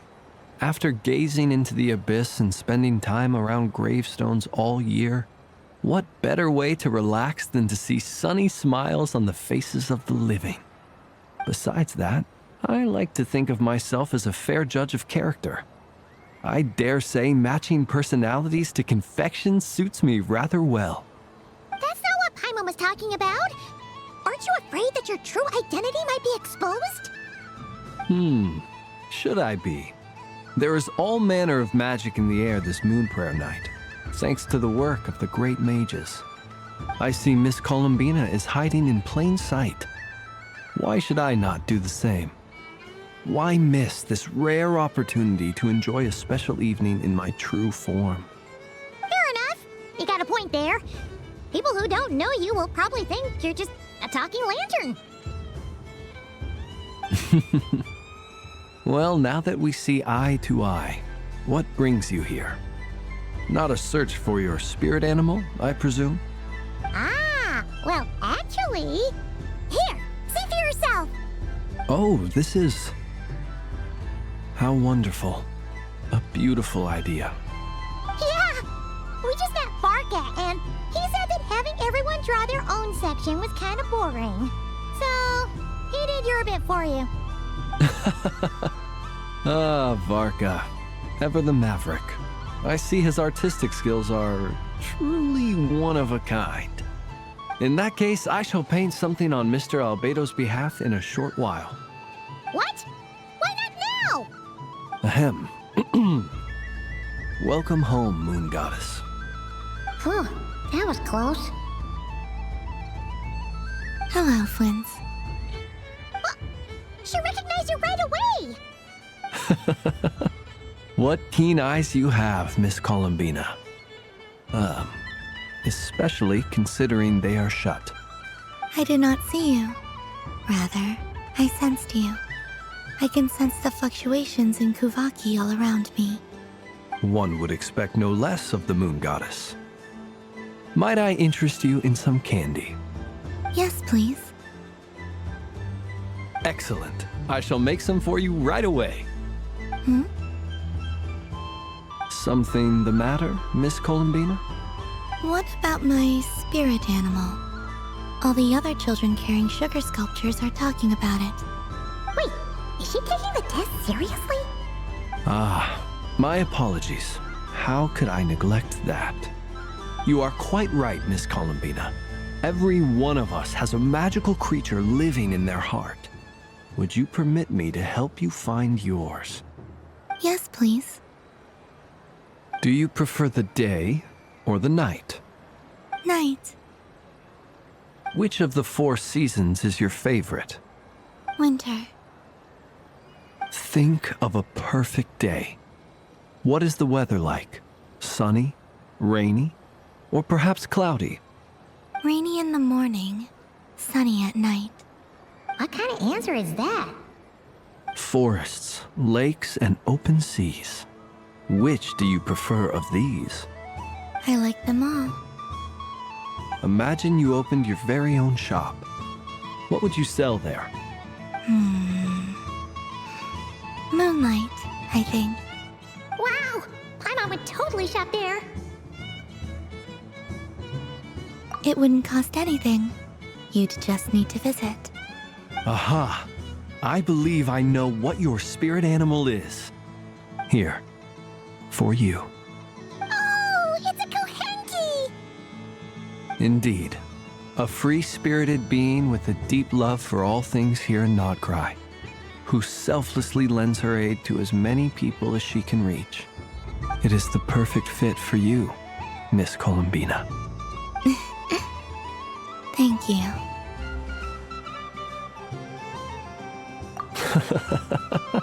It would be my honor. But you shall have to forgive me. We have known each other for quite some time. I doubt there is any answer I could give that would come as a surprise to you. So instead, would you accept this sugar sculpture as a token of our friendship? It's a lantern. Hey, why don't you two go enjoy your candy over there? Paimon wants to try out this spirit animal thing too. Right, Flint's? Come on, play ball. Gotta get this drawing done. But I want to hear Paimon's answers.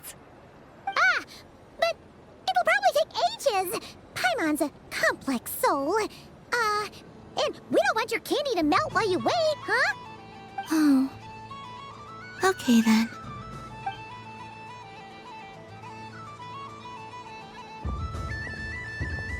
Phew! Nice excuse, Lady Paimon. That was some quick thinking. Yeah, no thanks to you. A little help next time.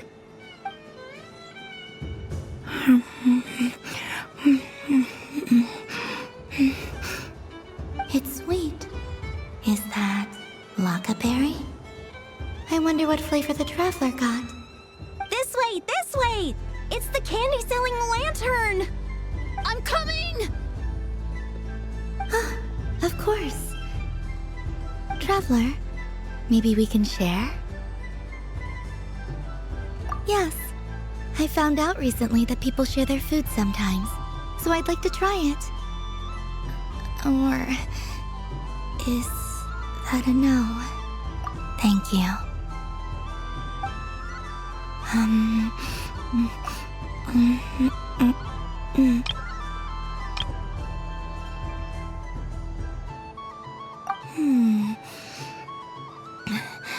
Yours is a little more sour than mine.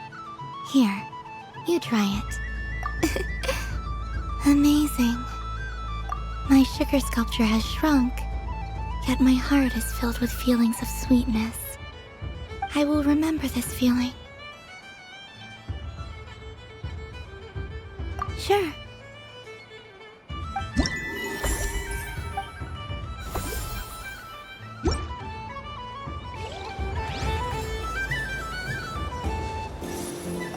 Something about festive lighting always has a way of putting the warmest smiles on people's faces. This is most thoughtful of you, Miss Columbina. Forgive me, but if others were denied the chance...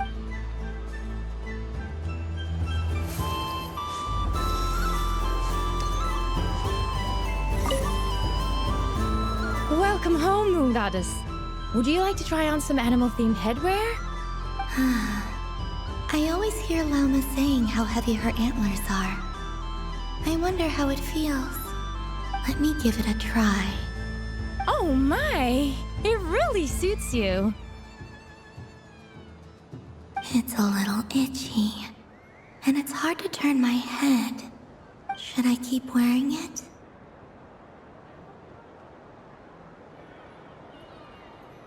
How does this look? How does this look? How does this look? How does this look?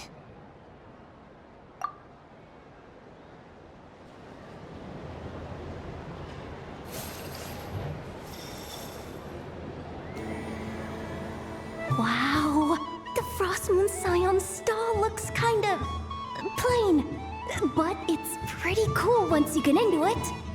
I don't go to Hisi Island much, but it's got that, like, old-world cultural feel. And if culture means we get more festivals, I'm all for it! Hello, Yehoda. Columbine... hello, Moon Goddess. That was too close. I almost gave the game away in front of the staff. Oh, wait. What's the deal with her shoes? They don't make a sound when she walks. I could do with a pair of those. Do you like balloons too? Balloons? Oh, you mean those? What's so fun about balloons? I'm not a kid anymore. They're probably more up Aino's alley. Yes. The animals seem very curious about these strange flying objects. I was drawn here by their voices.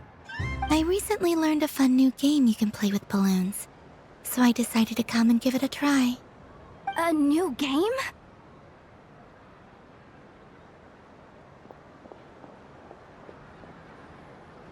Hello. Welcome home, Moon Goddess. Here to buy some balloons? Yes. Could you give me a few that haven't been inflated yet? Are you sure? I guess it's not a problem, but... Yes, please. Thank you. Uninflated balloons? But those are just little rubber pouches. What does she want with those? Would you like to play the balloon game, Yehoda? Huh? Sure. I guess. How do you play it? Wait here a moment.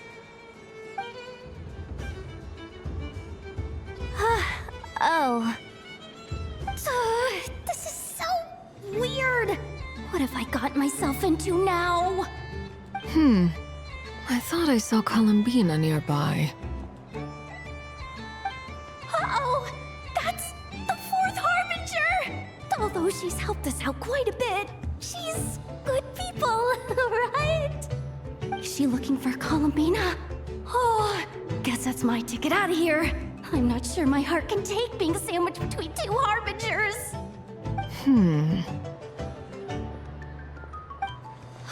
Which stall is she checking out? Oh, it's that other Frost Moon Scion's one. Try on the headgear, see what it's like having antlers or animal ears for a day. Oh, I wouldn't be caught dead wearing that stuff. So embarrassing. I have enough gear to carry as it is. Wait, what? She put it on? How peculiar. This would take some getting used to. I wonder if this is what it's like for Lynette. It really suits you, ma'am. What is this? She was so intimidating a moment ago, but now, dang, she's really rocking those ears. How does she make them look so cool? I suppose I may as well keep them on for now. All part of the festive experience. She's coming this way. How do you do, Miss Yehoda? Oh, jeez. Don't talk to me while wearing that thing. Where am I supposed to look? Oh, hey there. I'm looking for Columbina. Have you seen her? just... Huh? Oh, wait. Is that what she meant by balloon game?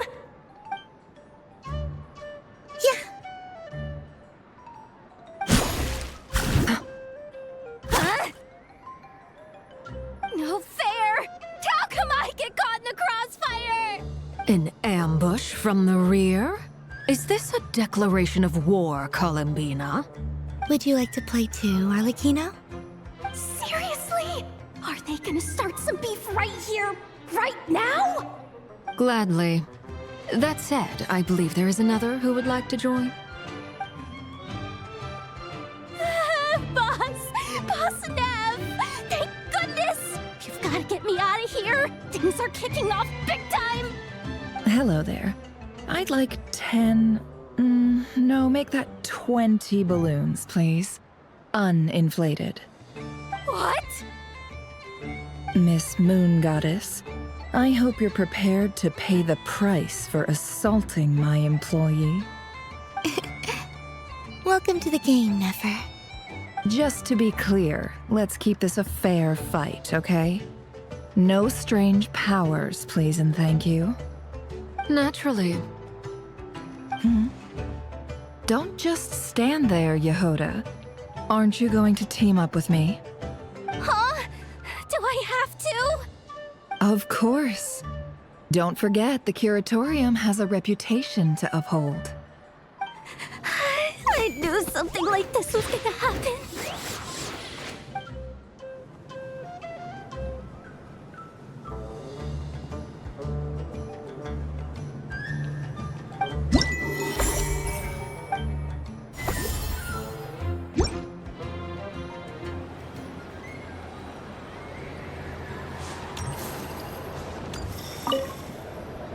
I've seen Linny and the other children play this game before. It would seem that it's not a bad way to relax, once in a while. Candy? Would you mind if I took a handful extra? I'm sure the children will enjoy them. I must say, Columbina, you really have changed. You never used to show this much consideration for other people, even when prompted. I'm sure Sandrone would agree when I say, I like the present version of you better.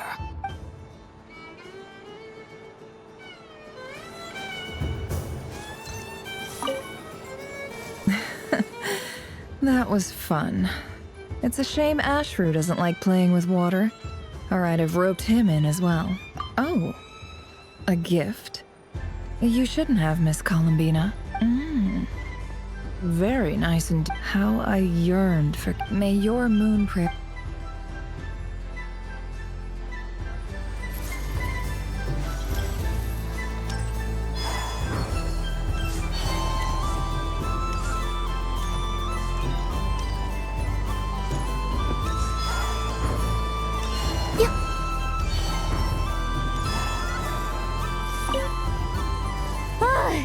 I just had a water fight with two. Aw, man. This feels kind of,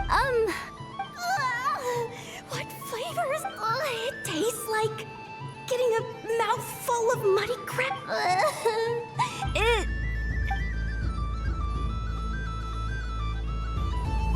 What's this?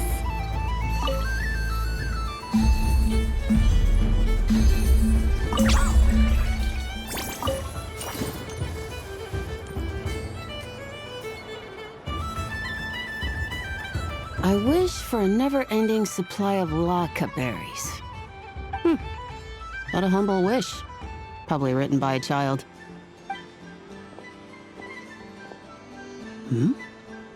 Is that Lama the Moon Center?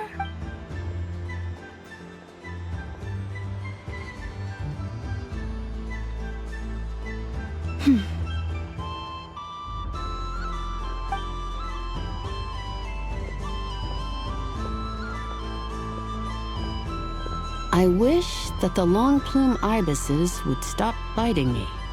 Oh dear, poor Lauma. All right, I'll write that one down for you. I got it. While everyone else is celebrating Moon Prayer Night, you're as busy as ever. I don't mind. It's rewarding work. A good kind of busy. My antlers are at their heaviest tonight, and the Kuvaki waves are especially strong. But as I help these dear friends hang their wishes up, I feel a great peace within myself that is hard to describe. You see, they are all such beautiful wishes, and they are ones that we can fulfill by our own strength. Do you blame me, Llama? I want to hear your honest answer. It is by the help of so many people that I can return to the moon. But I feel as though I've hardly done anything in return. You've done plenty, Columbina. I say this in earnest, both as someone who knows your history, and also as a friend who has seen what you've been through. What about as a moon chanter? I feel proud to honor our moon goddess's wish. And I'm sure any moon chanter in history would have felt the same way. Thank you for your kind words, Llama.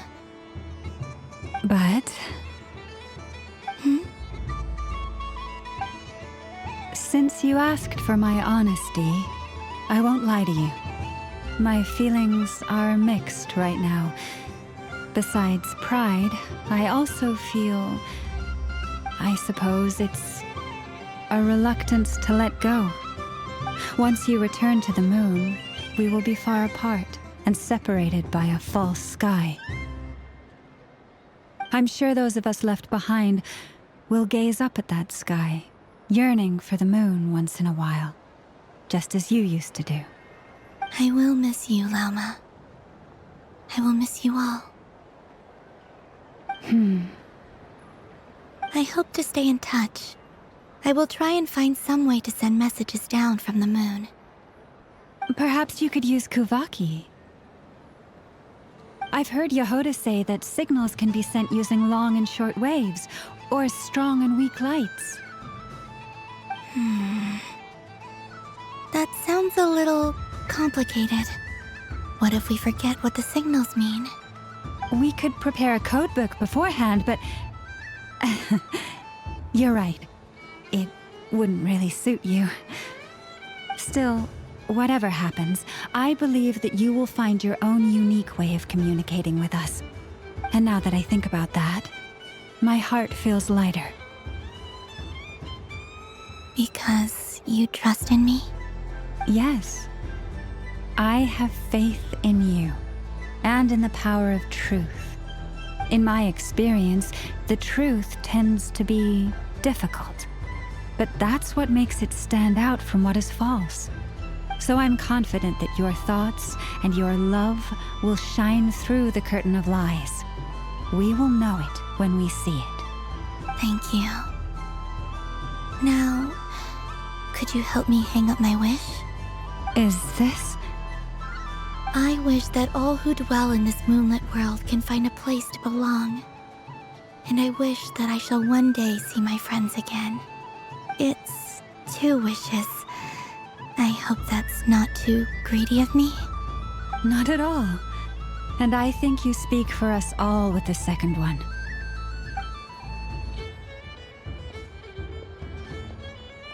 I shall continue to pray until the day that all of these wishes come true.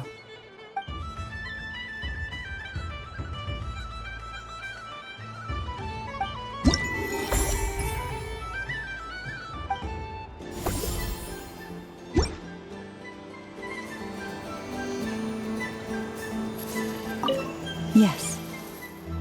Why, I'm so accustomed to playing, but I savor this moment.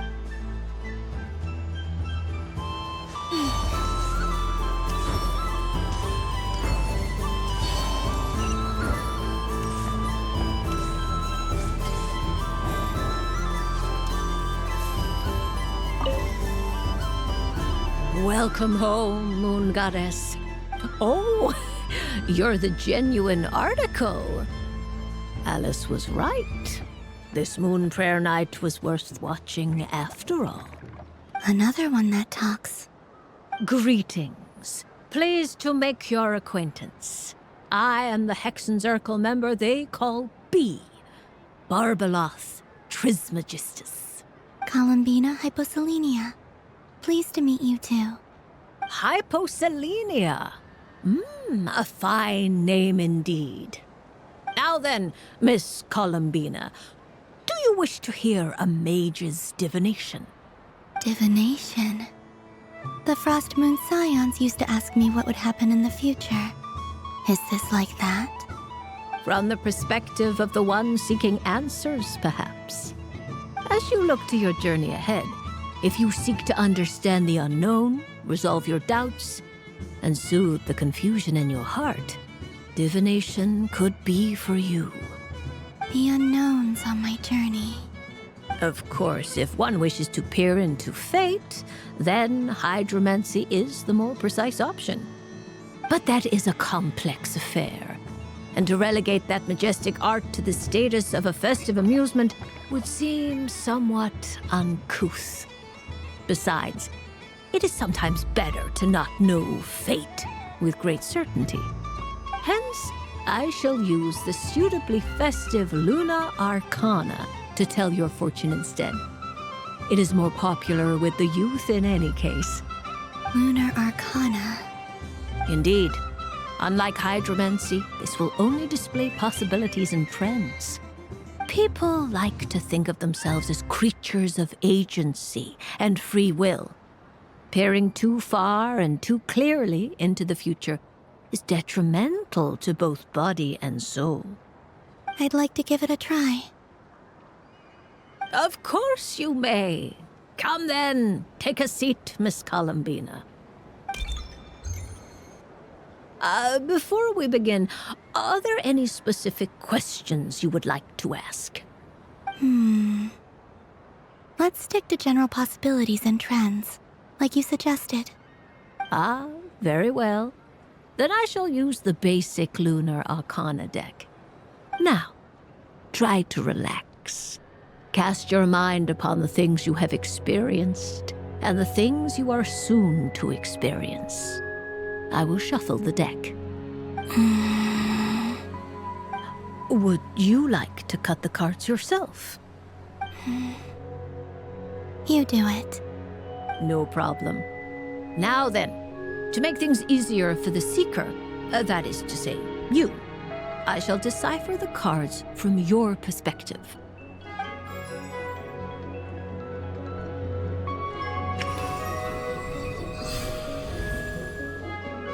Please, draw the first Lunar Arcana.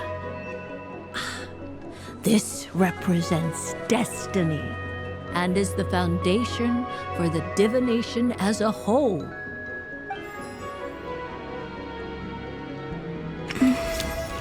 Now, draw your second card. This will stand for the past, the sum of all your experiences that have come before. And now the third Arcana. This is the present, your interpretation of the current moment.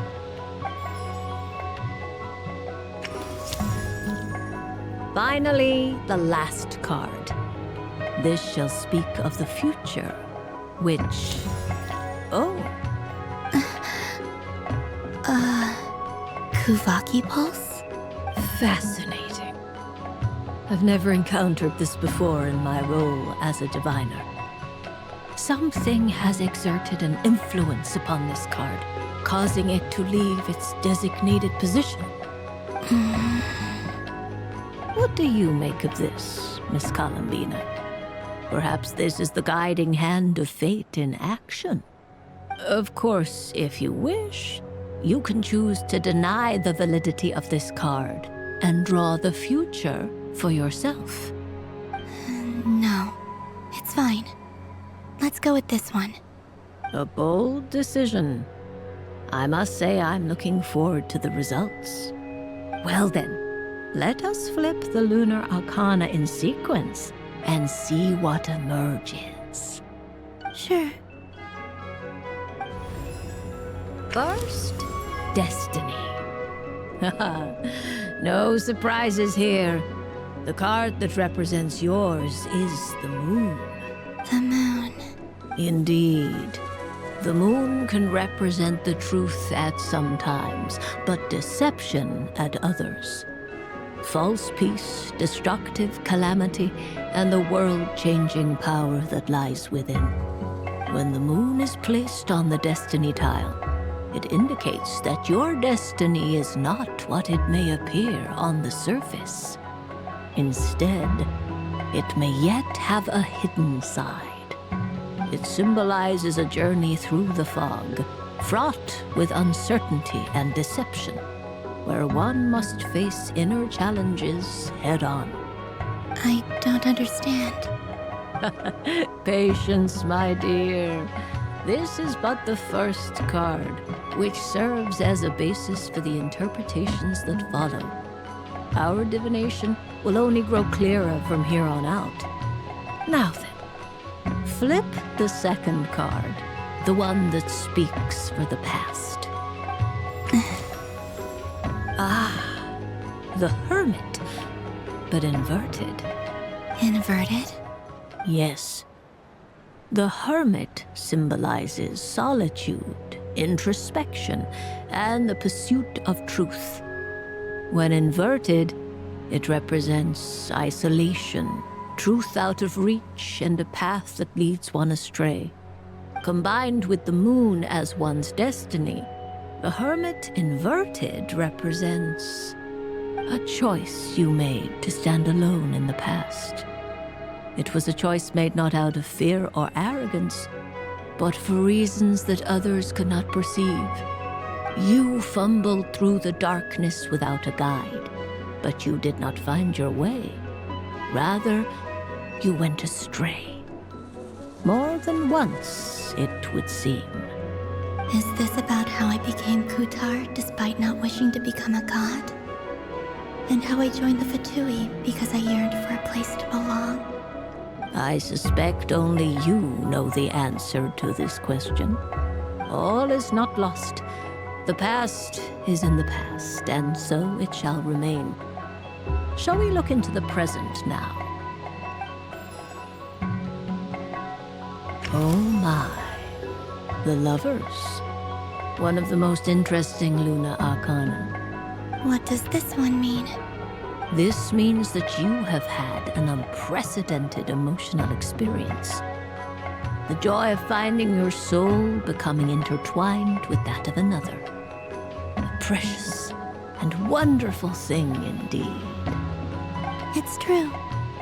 I've made a lot of friends recently, and they are very good to me.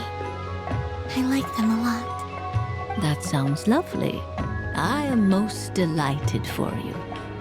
The Lovers can also represent important decisions, perhaps related to a parting of ways.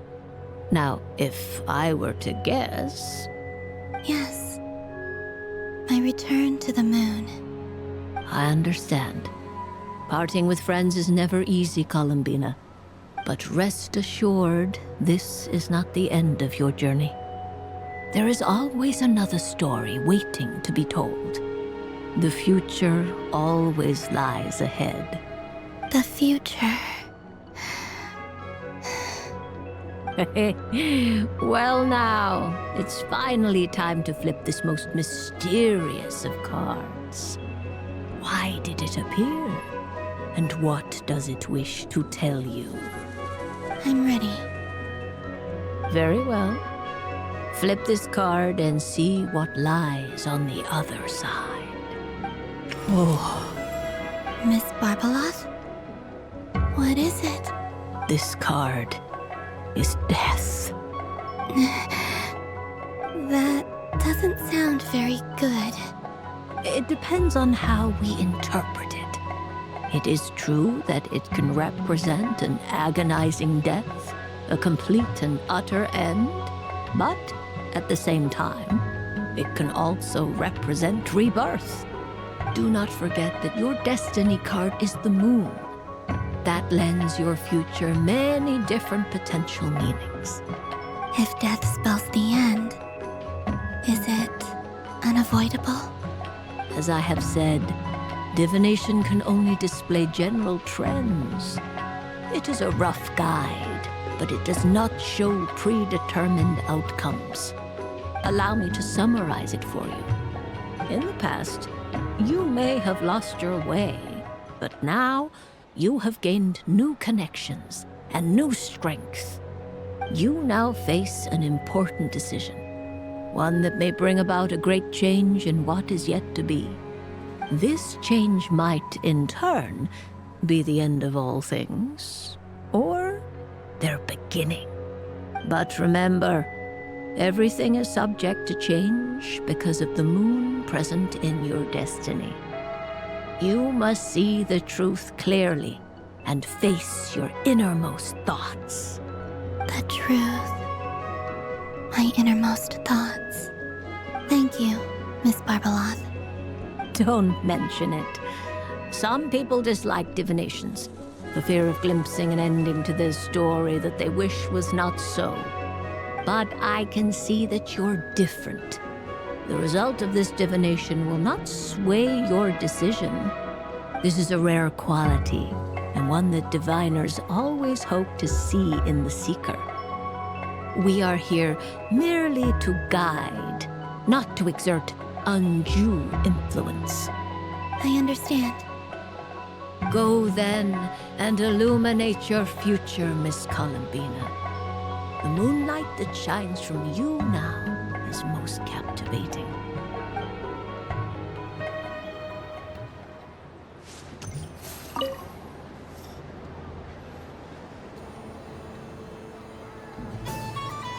I wouldn't say it's unfair, exactly. I mean, your voice goes right into people's heads. How would you explain that to the kids? You can't just explain it away as magic. Is something the matter? Ah, Miss Columbina! No, nothing you need to worry yourself about. Ah, impeccable timing. Stick around for a second, Miss Columbina. I need your input on something. This self-proclaimed Knight of Justice has yet to give me a satisfactory answer.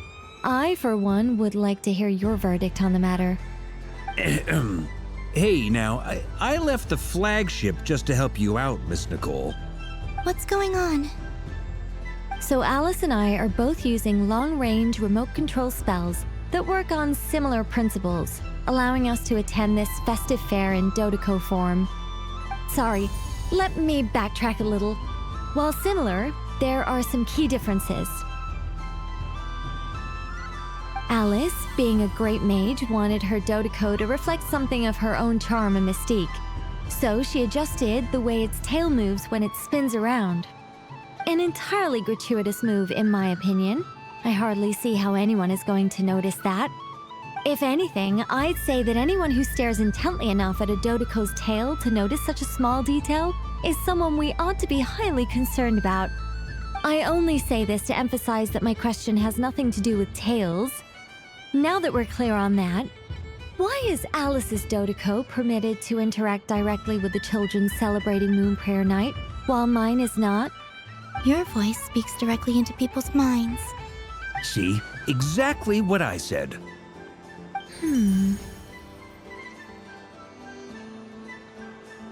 Miss Nicole?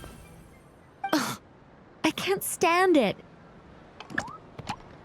I know that probably makes me sound like a whiny child acting out in front of their parents.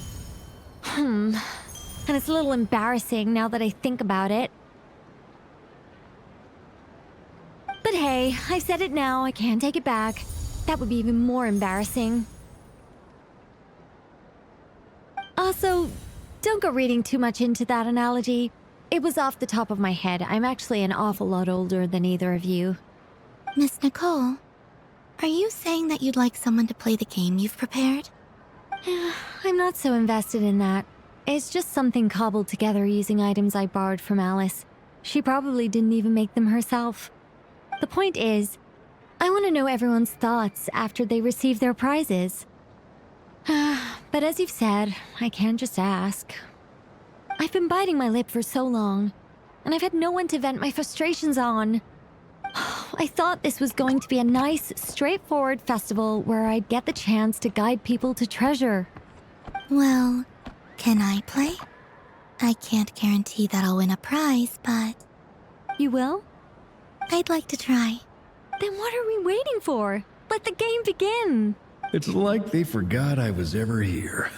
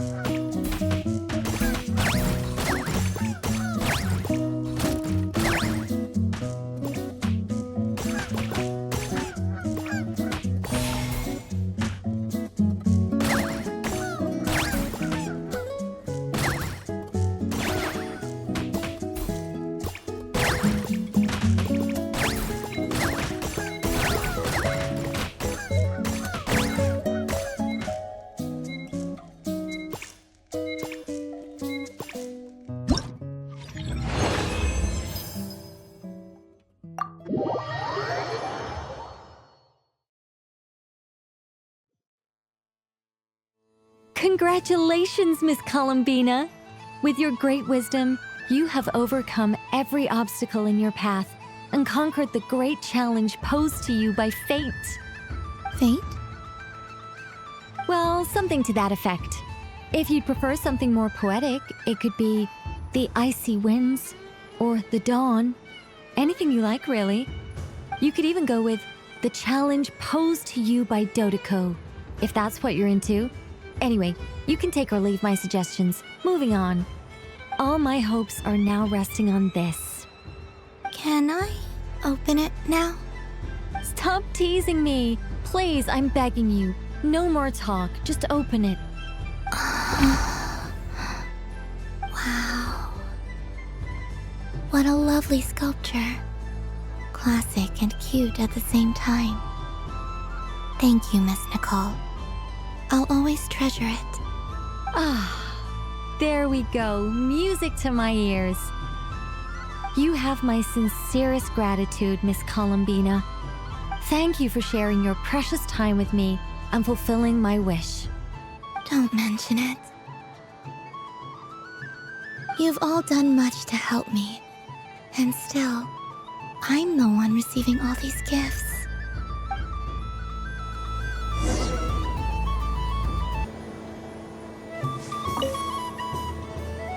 A soft and furry creature that bounces and jumps.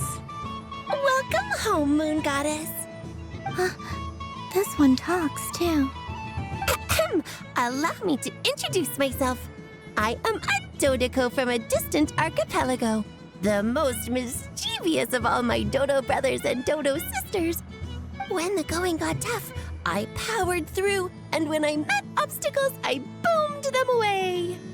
That sounds like a lot of fun. Doesn't it just? Oh, but then the trouble started. Recently, I found a lovely beach, the same beautiful jelly color as my hometown, and so I dove in to have a look, only to find it overgrown with seagrass and nasty little spiky fish everywhere, looking to turn me into a Dodeko kebab. I made it back to shore by the skin of my teeth, but my tail was sorely hurt. Couldn't you just boom them away? Oh, I wanted to, believe me. But I've heard that you, Moon Goddess, can understand animal speech. The last thing I wanted was to cause a gigantic fuss and get taken to court by a school of spiky fish. I'd be driven out of these waters for good, and my winter holiday would be ruined. And so, dear Moon Goddess, I was wondering if you might lend me your allegiance. Are you roping me into a crime? Oh, let's call it a once-in-a-lifetime carefree adventure. Does that sound better? All the festival goers tonight are dressed up as the Moon Goddess. But there's nothing to say that the Moon Goddess can't disguise herself as a Dodoko, is there? Besides, this is your home. You should be free to be whoever you wish. I'm afraid I'm not well acquainted with Dodokos, Madam Mage. Oh, that's quite all right. We Dodokos are innocent, happy creatures with a free-spirited nature. Many, like myself, are mischievous troublemakers. Others are lazy souls who like nothing better than to lie down on a nice rock and take a nap. In our eyes, every creature who yearns for happiness and freedom is a Dodoko. But perhaps in yours, we Dodoko are a fluffier and more mischievous breed of Kuhenki. Yes, that is a much easier image to follow. Oh, wonderful! Then let's play! Grab onto my tail and follow me into the sea. Time to settle some scores with the bad guys.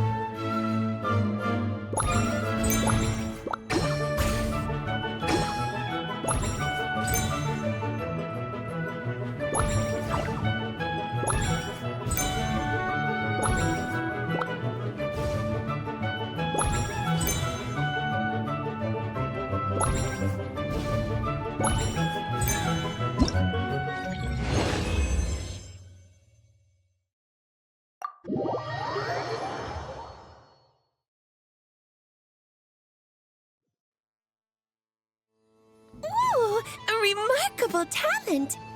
So, what do you make of it? The use of Jumpy Dumpties doesn't come as naturally to me as Kuvaki, but their unpredictability makes it fun. I think they call this novelty. Indeed! And how did it feel blowing those pesky nuisances away? Not bad.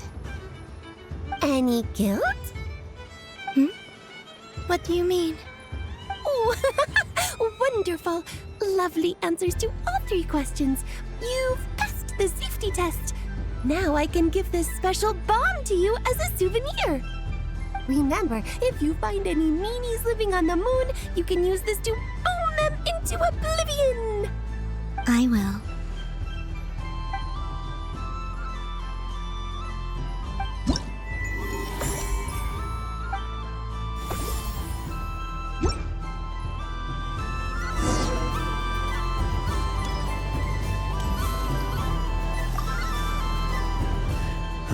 It'd be rude to just leave without saying anything. But at the same time, I don't want to barge into their lively conversation just to announce that I'm leaving. I guess I'll just wait a little longer. Huh? Albedo? This sketch is for you, Grandmaster. Oh, a gift for me. Thanks. Let's see what you've done for me. The North Wind left in a lurch. Thank you. It seems I've picked lemon. It strikes a good balance between sweet and sour. This has piqued my curiosity. What if we were to add citrus and other spices, then enhance the flavor via caramelization? Perhaps I should take the time to try the... Huh? Albedo? This sketch is for... Oh. The north wind left in the... Ooh, I get one too? Nice. What is that? So familiar. Don't tell me. Oh, I got it. It's like the candy jar dropped into a vat of today's boon. Seems I'm a proud recipient of today's Feast of the Moon, huh?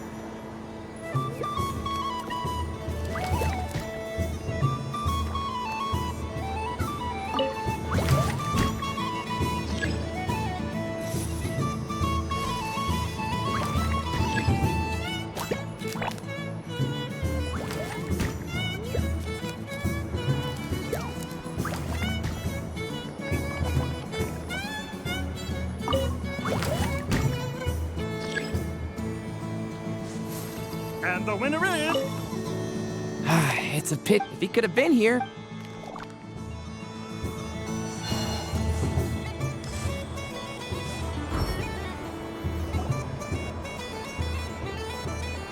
Dodoco's Whirligig! Come check out Dodoco's Whirligig! Ah, welcome home, Moon Goddess. Might I ask what this is? Ah, it's a very special amusement sponsored by the great mage herself. Ride on a soft and furry Dodoco and embark on an unforgettable adventure. I say that, but I'm just following a script here. Who is this mage, anyway?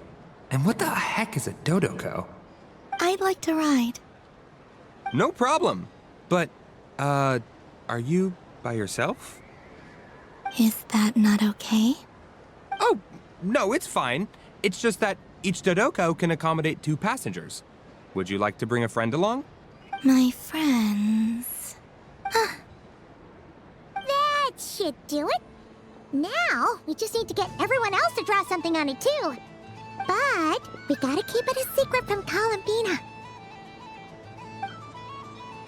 Traveler? I want to go on that ride. Will you join me?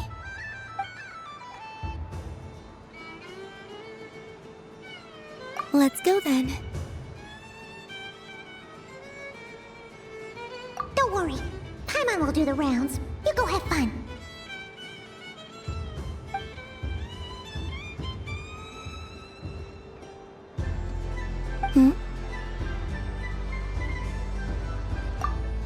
All right.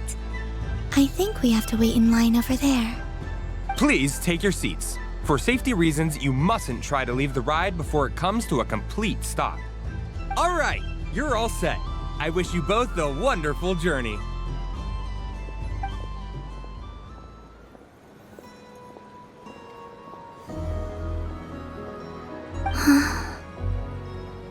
Not bad. It reminds me of riding a moon lane. Sometimes, the Kuhenki circle around me like this, playing their beautiful melodies. Yeah, I'm going to miss them.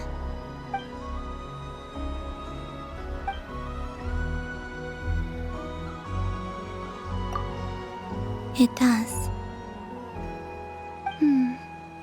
I've felt scared in the past, too. But this is a little different.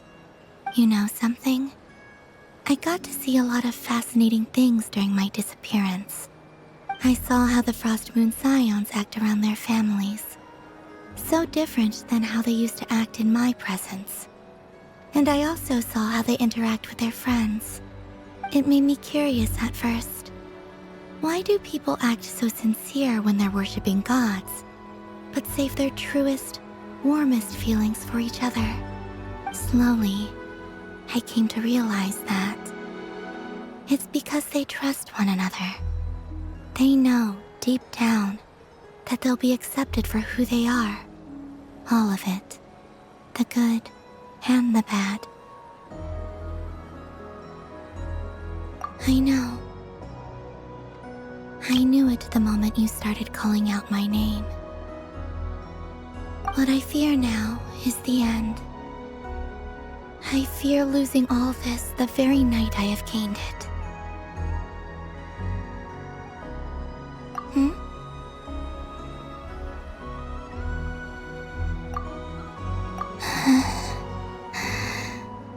Thank you for this conversation. Thank you for listening to me. Don't worry. This fear I have, and the unknown that awaits me, they cannot hurt me. Not when I possess a treasure far greater. I just want you to remember this version of me, the real me, on this final night together. Dear passengers, Dodoco's awesome adventure has come to a close. Please leave in an orderly fashion, and we look forward to seeing you again in the future. Don't want the journey to end, huh? Don't worry, you two.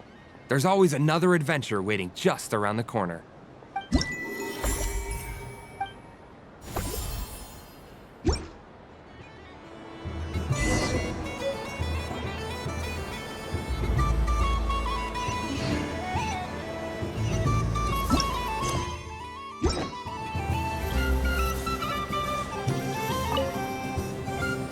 Traveler. Hey there, Columbina! Are you done checking out the festive amusements already? Are you sure you don't want to look around some more? You might not get another opportunity like this for a while. Right now, what I'd like to do is...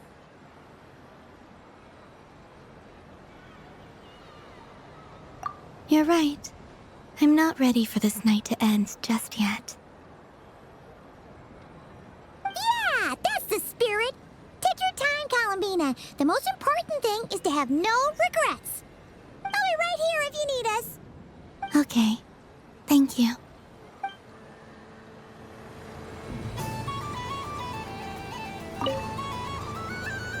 Traveler. Columbina! Finished with the festival already? Oh, candy for us? Thanks a bunch, Columbina. Don't mind if we do. Whoa, this one's intense. But it's so tasty. What about you, Traveler? How does yours taste? Oh, sounds good. I'm drooling now. Are there any more Smatna candies in the box? Yes, I believe so. Okay, gotcha. Let's see.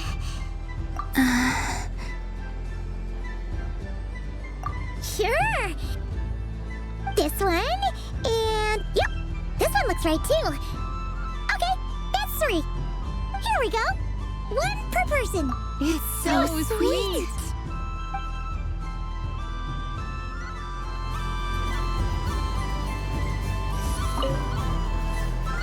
Traveler. Columbina! Finished with the festival already? Really? You're sure you don't want to have a little more fun out there? Final answer.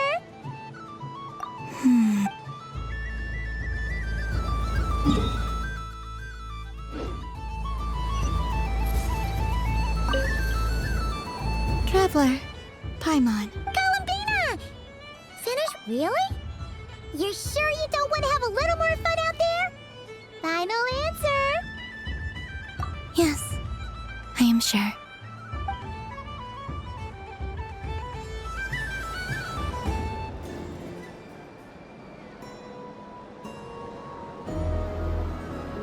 This was the most fun I've ever had on a moon prayer night.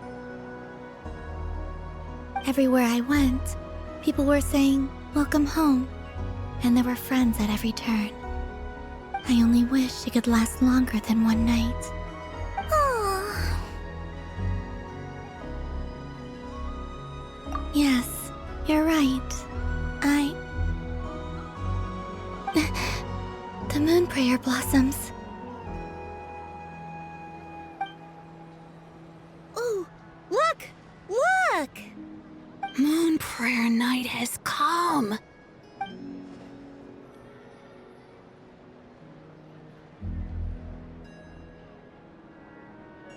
The moon. It's so beautiful. Happy Moon Prayer Night, dear. Happy Moon Prayer Night!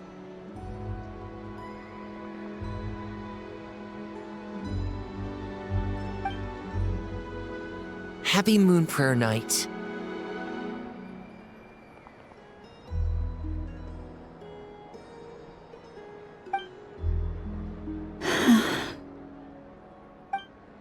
Aww. Huh.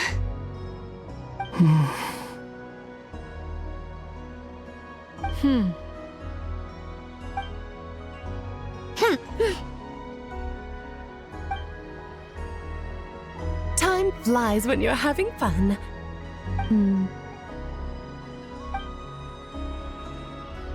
Oh. Looks like the time has come. Columbina. You're heading off then? Yes, to the ruins you mentioned. And from there, back home to the moon. Wait! I know? At least... Take one of our craft shop's crumb cookies up to the moon with you. You know, for a snack. Sure, why not? The Curatorium of Secrets believes in proper farewells. No story should be left without a satisfactory endnote. Nefer. Farewells are an important affair for the Ratniki, too. We never know when we might meet again. Haha! And here I thought grand farewells wouldn't suit tonight's mood. But I suppose friendly passion is not to be stopped, eh?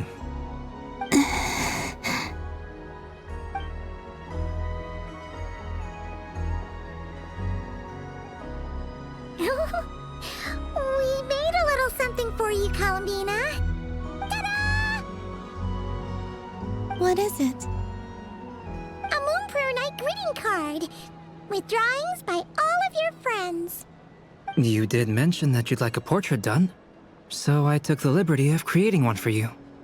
I, meanwhile, did the portrait of Mr. Albedo, and Mr. Varka did the same for me. I mean, I think my work was pretty true to life, don't you think? The picture of Ashru was my doing. The two of you seem to get along rather well. Wait, was I the only one who did a full body picture? That's so embarrassing. I did pictures of me and Anefa. I did my own portrait and one for Hat Guy. Plus, there's the two mages, Arlecchino and Sandrone. So, if you ever miss us, just flip the card open and we'll all be right there with you. I don't know what to say. Thank you so much, everyone. This whole Moon Prayer Night was more than I could have ever asked for. It is the greatest gift I have ever received. Lama, I figured it out. Figured what out? Remember how the Frost Moon Scions used to use milk as invisible ink to write hidden messages? That was a very long time ago. Oh, are you saying? Yes. When I miss you all, I shall use moonlight in the same way, to write words that only you can see upon the moon itself. Wow, that sounds lovely. Quite. But How will we see them? Simply open your windows on nights when the moon shines bright, and the moonlight will naturally flow towards the words I have written. That sounds most fitting indeed. Very true to form. I'll try to write them in places that won't disturb your sleep. I, for one, would sleep all the better for having read one of your messages before settling down for the night. Exactly! So don't worry about disturbing anyone's sleep. Just promise you'll write to let us know you're okay, alright? Alright. I promise.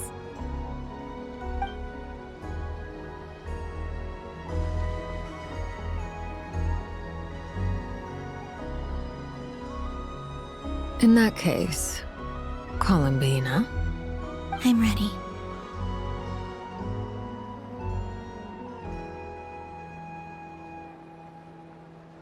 Very well. Let's go.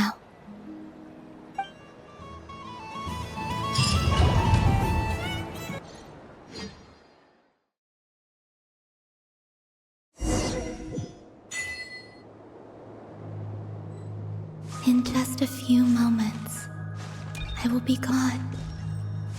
I still don't know what to expect on the moon. Will I really be able to send messages to my friends? The Kuhenki, the animals of Not Cry. I'll never get to see them again. I wonder where I'll be when the next moon prayer night comes.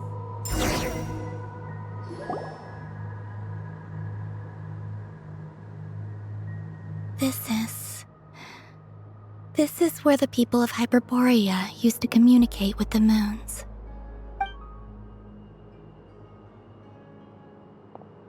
Eternal moon, frost moon, iridescent moon. When the power of all three converge, the gate to the moons shall open. Moon marrow preparations are complete. Only the final step remains. I'm sure Nasha Town is livelier than ever at this moment. Yeah, it's a shame you couldn't be there for it, but it's now or never, right? It's fine. I'm more than happy with this. My last piece of luggage. My only piece of luggage.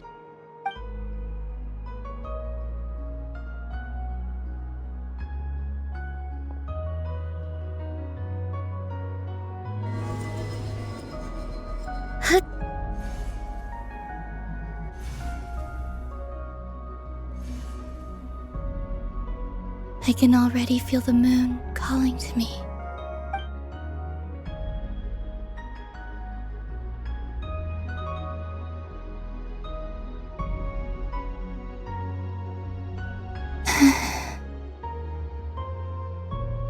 Your home lies on the far side of this light, Columbina.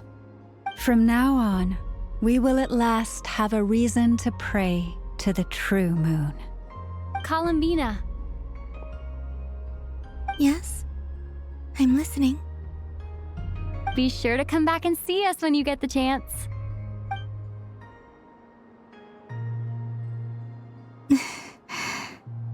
Of course. But if that chance doesn't come, then remember that you have friends on this planet. People who will miss Columbina. Yes, I will. Thank you for everything you've done for me. And remember, come night or day, the moonlight shall always connect us. Well then, farewell, my friends.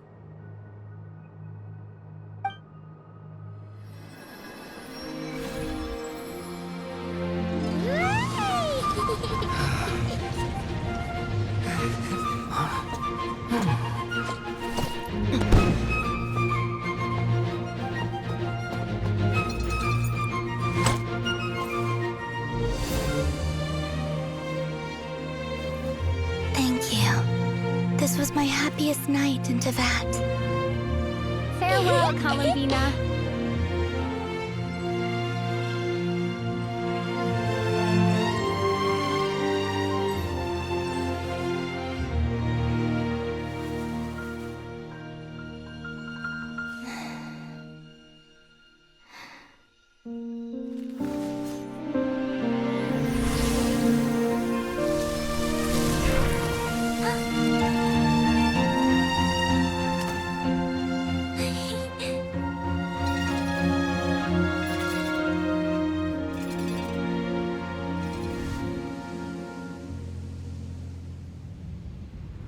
The moon really is closer than ever tonight.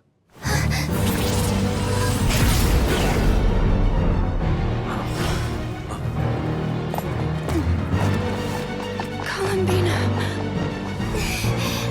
All 3 moons in one place. Time for one final experiment. Reason, life, death, time, and space. They all believed I would fail.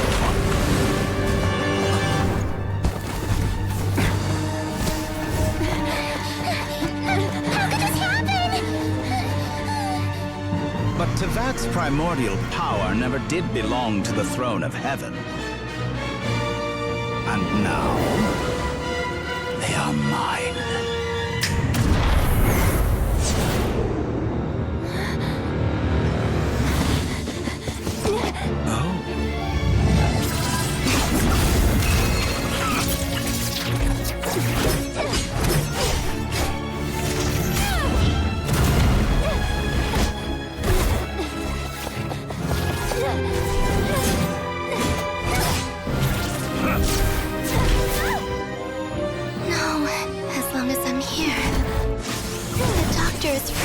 The 3 moons' power.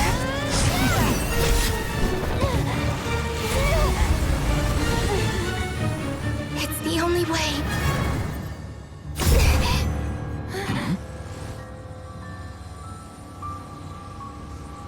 I guess I won't be going home today. Columbina! No!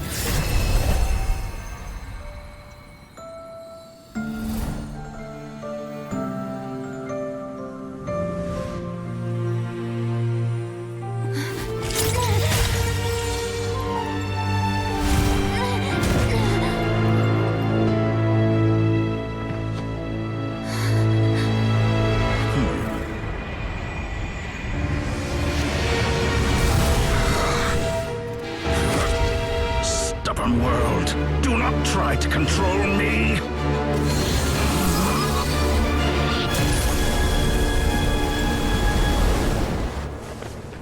Columbina.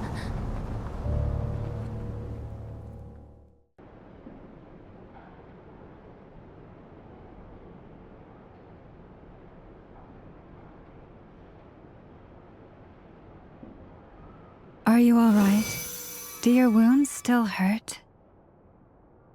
I had someone prepare a little medicine that could prove effective. Take it if you need to. In that case, let me relate the contents of the call we made to Alice after the incident occurred. That Dottore is a crafty one. He distracted the Hexenzirkel by creating a huge fuss at Tevat's borders. I'd assumed that the cause was an abyssal intrusion from the outside world, which in fairness is a rather common occurrence. But after learning that you managed to influence the phantoms in Nodcry, I realized that perhaps this interference could have come from within Tevat instead. But we weren't able to change their fates. True, you couldn't change how their stories ended, but you did build some variables around yourself. Variables? Yes. Things you heard that you could not otherwise have learned. Ideas that would otherwise have never crossed your mind. All these things are variables. Of course, most variables usually pale into insignificance with the myriad of possibilities floating around. But the moment you start treating them as building blocks and intentionally stacking them, that changes things. That's what Dottore did, and it's how he created the necessary conditions so that when you activated the portal tonight, it played right into his plan. However, we have no way of knowing exactly what he did. Yeah, we also need to ascertain Columbina's status. And that about sums it up. As I suspected, Dottore has disappeared completely. If it's any consolation, he wasn't able to control Columbina as he might have wished to. Oh no! What? She did what? All we saw was Dottore appeared and used some kind of power. The next thing we knew, he and Columbina were gone, and you were falling into the sea.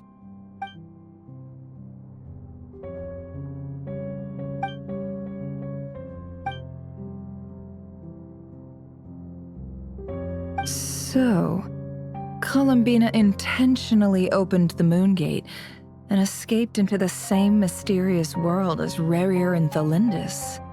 Sounds like bad news.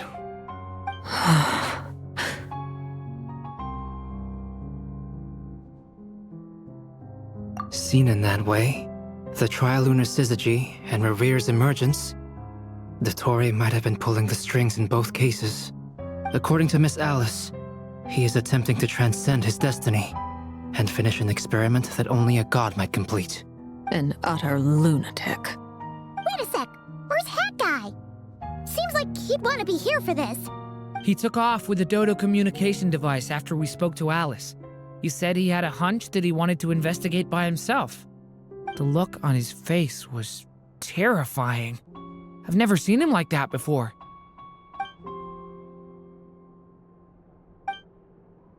I'm back. Hat Guy! I went to look for the Hyperborean phantoms again. I think I've gotten to the bottom of it. I got them to talk to Nicole on the other end of the communications line. Turns out, the history they describe is different from how Nicole remembers it. Really? But how? Surely Nicole can't have been wrong. Because the phantoms are the ones who were deceived. They speak of a savior who appeared in their history. One who never should have existed. This savior promised to create a new moon within the false sky, and even bring back their moon goddesses. Foolishly, they believed in him, and told him everything he wanted to know about the moons. It's obvious that this was Dottore's doing. Now you mention it, the first time we entered the Hyperborean ruins, we heard the phantoms discussing their history, and I remember Nicole commenting that something sounded a little strange. But Dottore shouldn't have been able to get in there in the first place. He didn't. Nicole said that this was an anomalous state triggered by disruptions in the causal connections between phantoms from the same era. The variables that Dottore put in place were substantial enough that they even affected phantoms that he never met. So it's not that their memories were unclear. They'd been tampered with. That's exactly the possibility Dottore was trying to manufacture. He turned these variables into knowledge and engineered the situation so all that knowledge would fall into his hands. Then, he harnessed that knowledge on Moon Prayer Night to truly create a false moon. How is that even possible? To be precise, he exploited a weakness in the way the spell works. The spell senses Kuvaki to detect the moon's location. So, as long as the false moon more strongly resembled the moon than the frost moon beyond the skies, the gate would teleport Columbina to the false moon's location. In other words, to Dottore's side. Once he had her under control, the teleportation spell remained active, and he manipulated her power to seize both moon marrows. At that moment, the moon marrows disappeared right before our eyes. It was already too late, even as we were leaving the ruins. By then, Dottore had already amassed the power of all 3 moons. So, where does that leave us? What do we do now? I'd certainly like to know what Her Majesty thinks, now that the concerns I expressed to her have come to pass. But we cannot simply sit and wait for her to decide the matter. And in any case, it is not the Fatui Harbinger Damselette who sees us as her friends, but rather Columbina Hyposelenia. If, even in such extreme circumstances, Her Majesty will not lift the prohibition on Harbingers drawing steel against one another, then I will do as my heart demands. I will fight as Peruware instead. Oh, Arlecchino! Time is short, so I'll make the first move.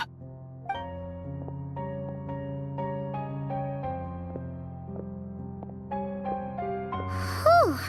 You and Lulu seems to be losing her cool now.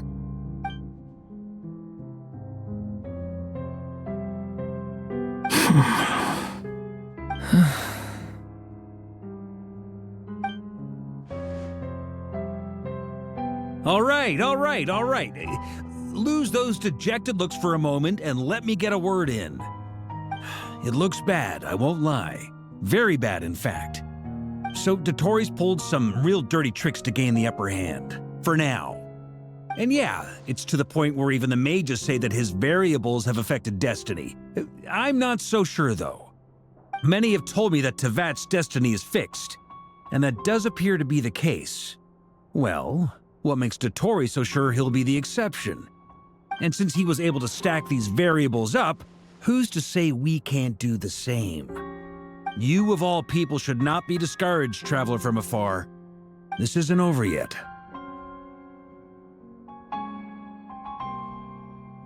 And you're not alone in that.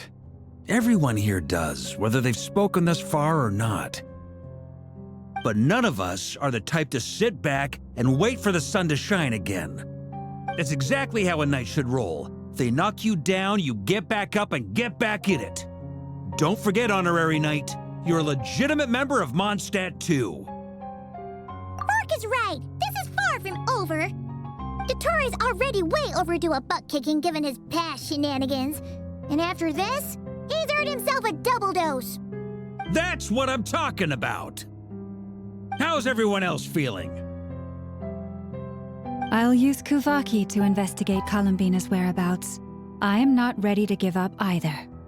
Leave the intel gathering to me. Whatever happens within Nodcry's borders, when the Curatorium of Secrets wants to be in the know, we always find a way. Aino and I will do all we can to support you. We will attempt to reverse engineer Dotori's actions and seek a breakthrough that way. Alice and Nicole are busy dealing with an emergency at Tevat's borders, so they can't return just yet. But they're both very angry about this. They've asked Albedo and me to act on the Hexen Circle's behalf and do everything in our power to fight back against Dotori. Are you ready then? We're going to have to conduct a lot of research, even in the early stages. I'll do my best. As for me, I'm pretty familiar with Dotori's way of doing things, so I can try to predict his next move. I'll help with your investigation. Nice! Looks like we have our basic division of labor. I'll get in touch with Flint's and Itlua, get them to have a chat with their Starshiner. It couldn't hurt to bring the Lightkeepers on board as well. At the same time, I'll pass on instructions to the knights present in Nodcry to assist the Lightkeepers and other organizations in ensuring the safety of those living here. Yeah! We'll show him! That's it then. Good luck, everyone.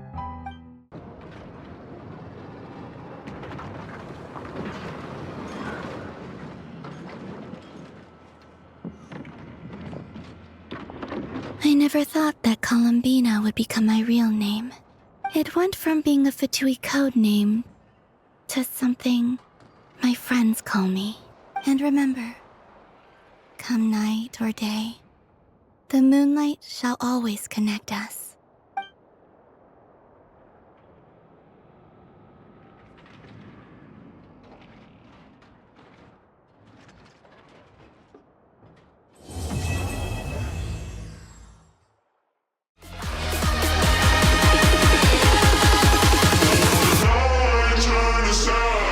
I just wanna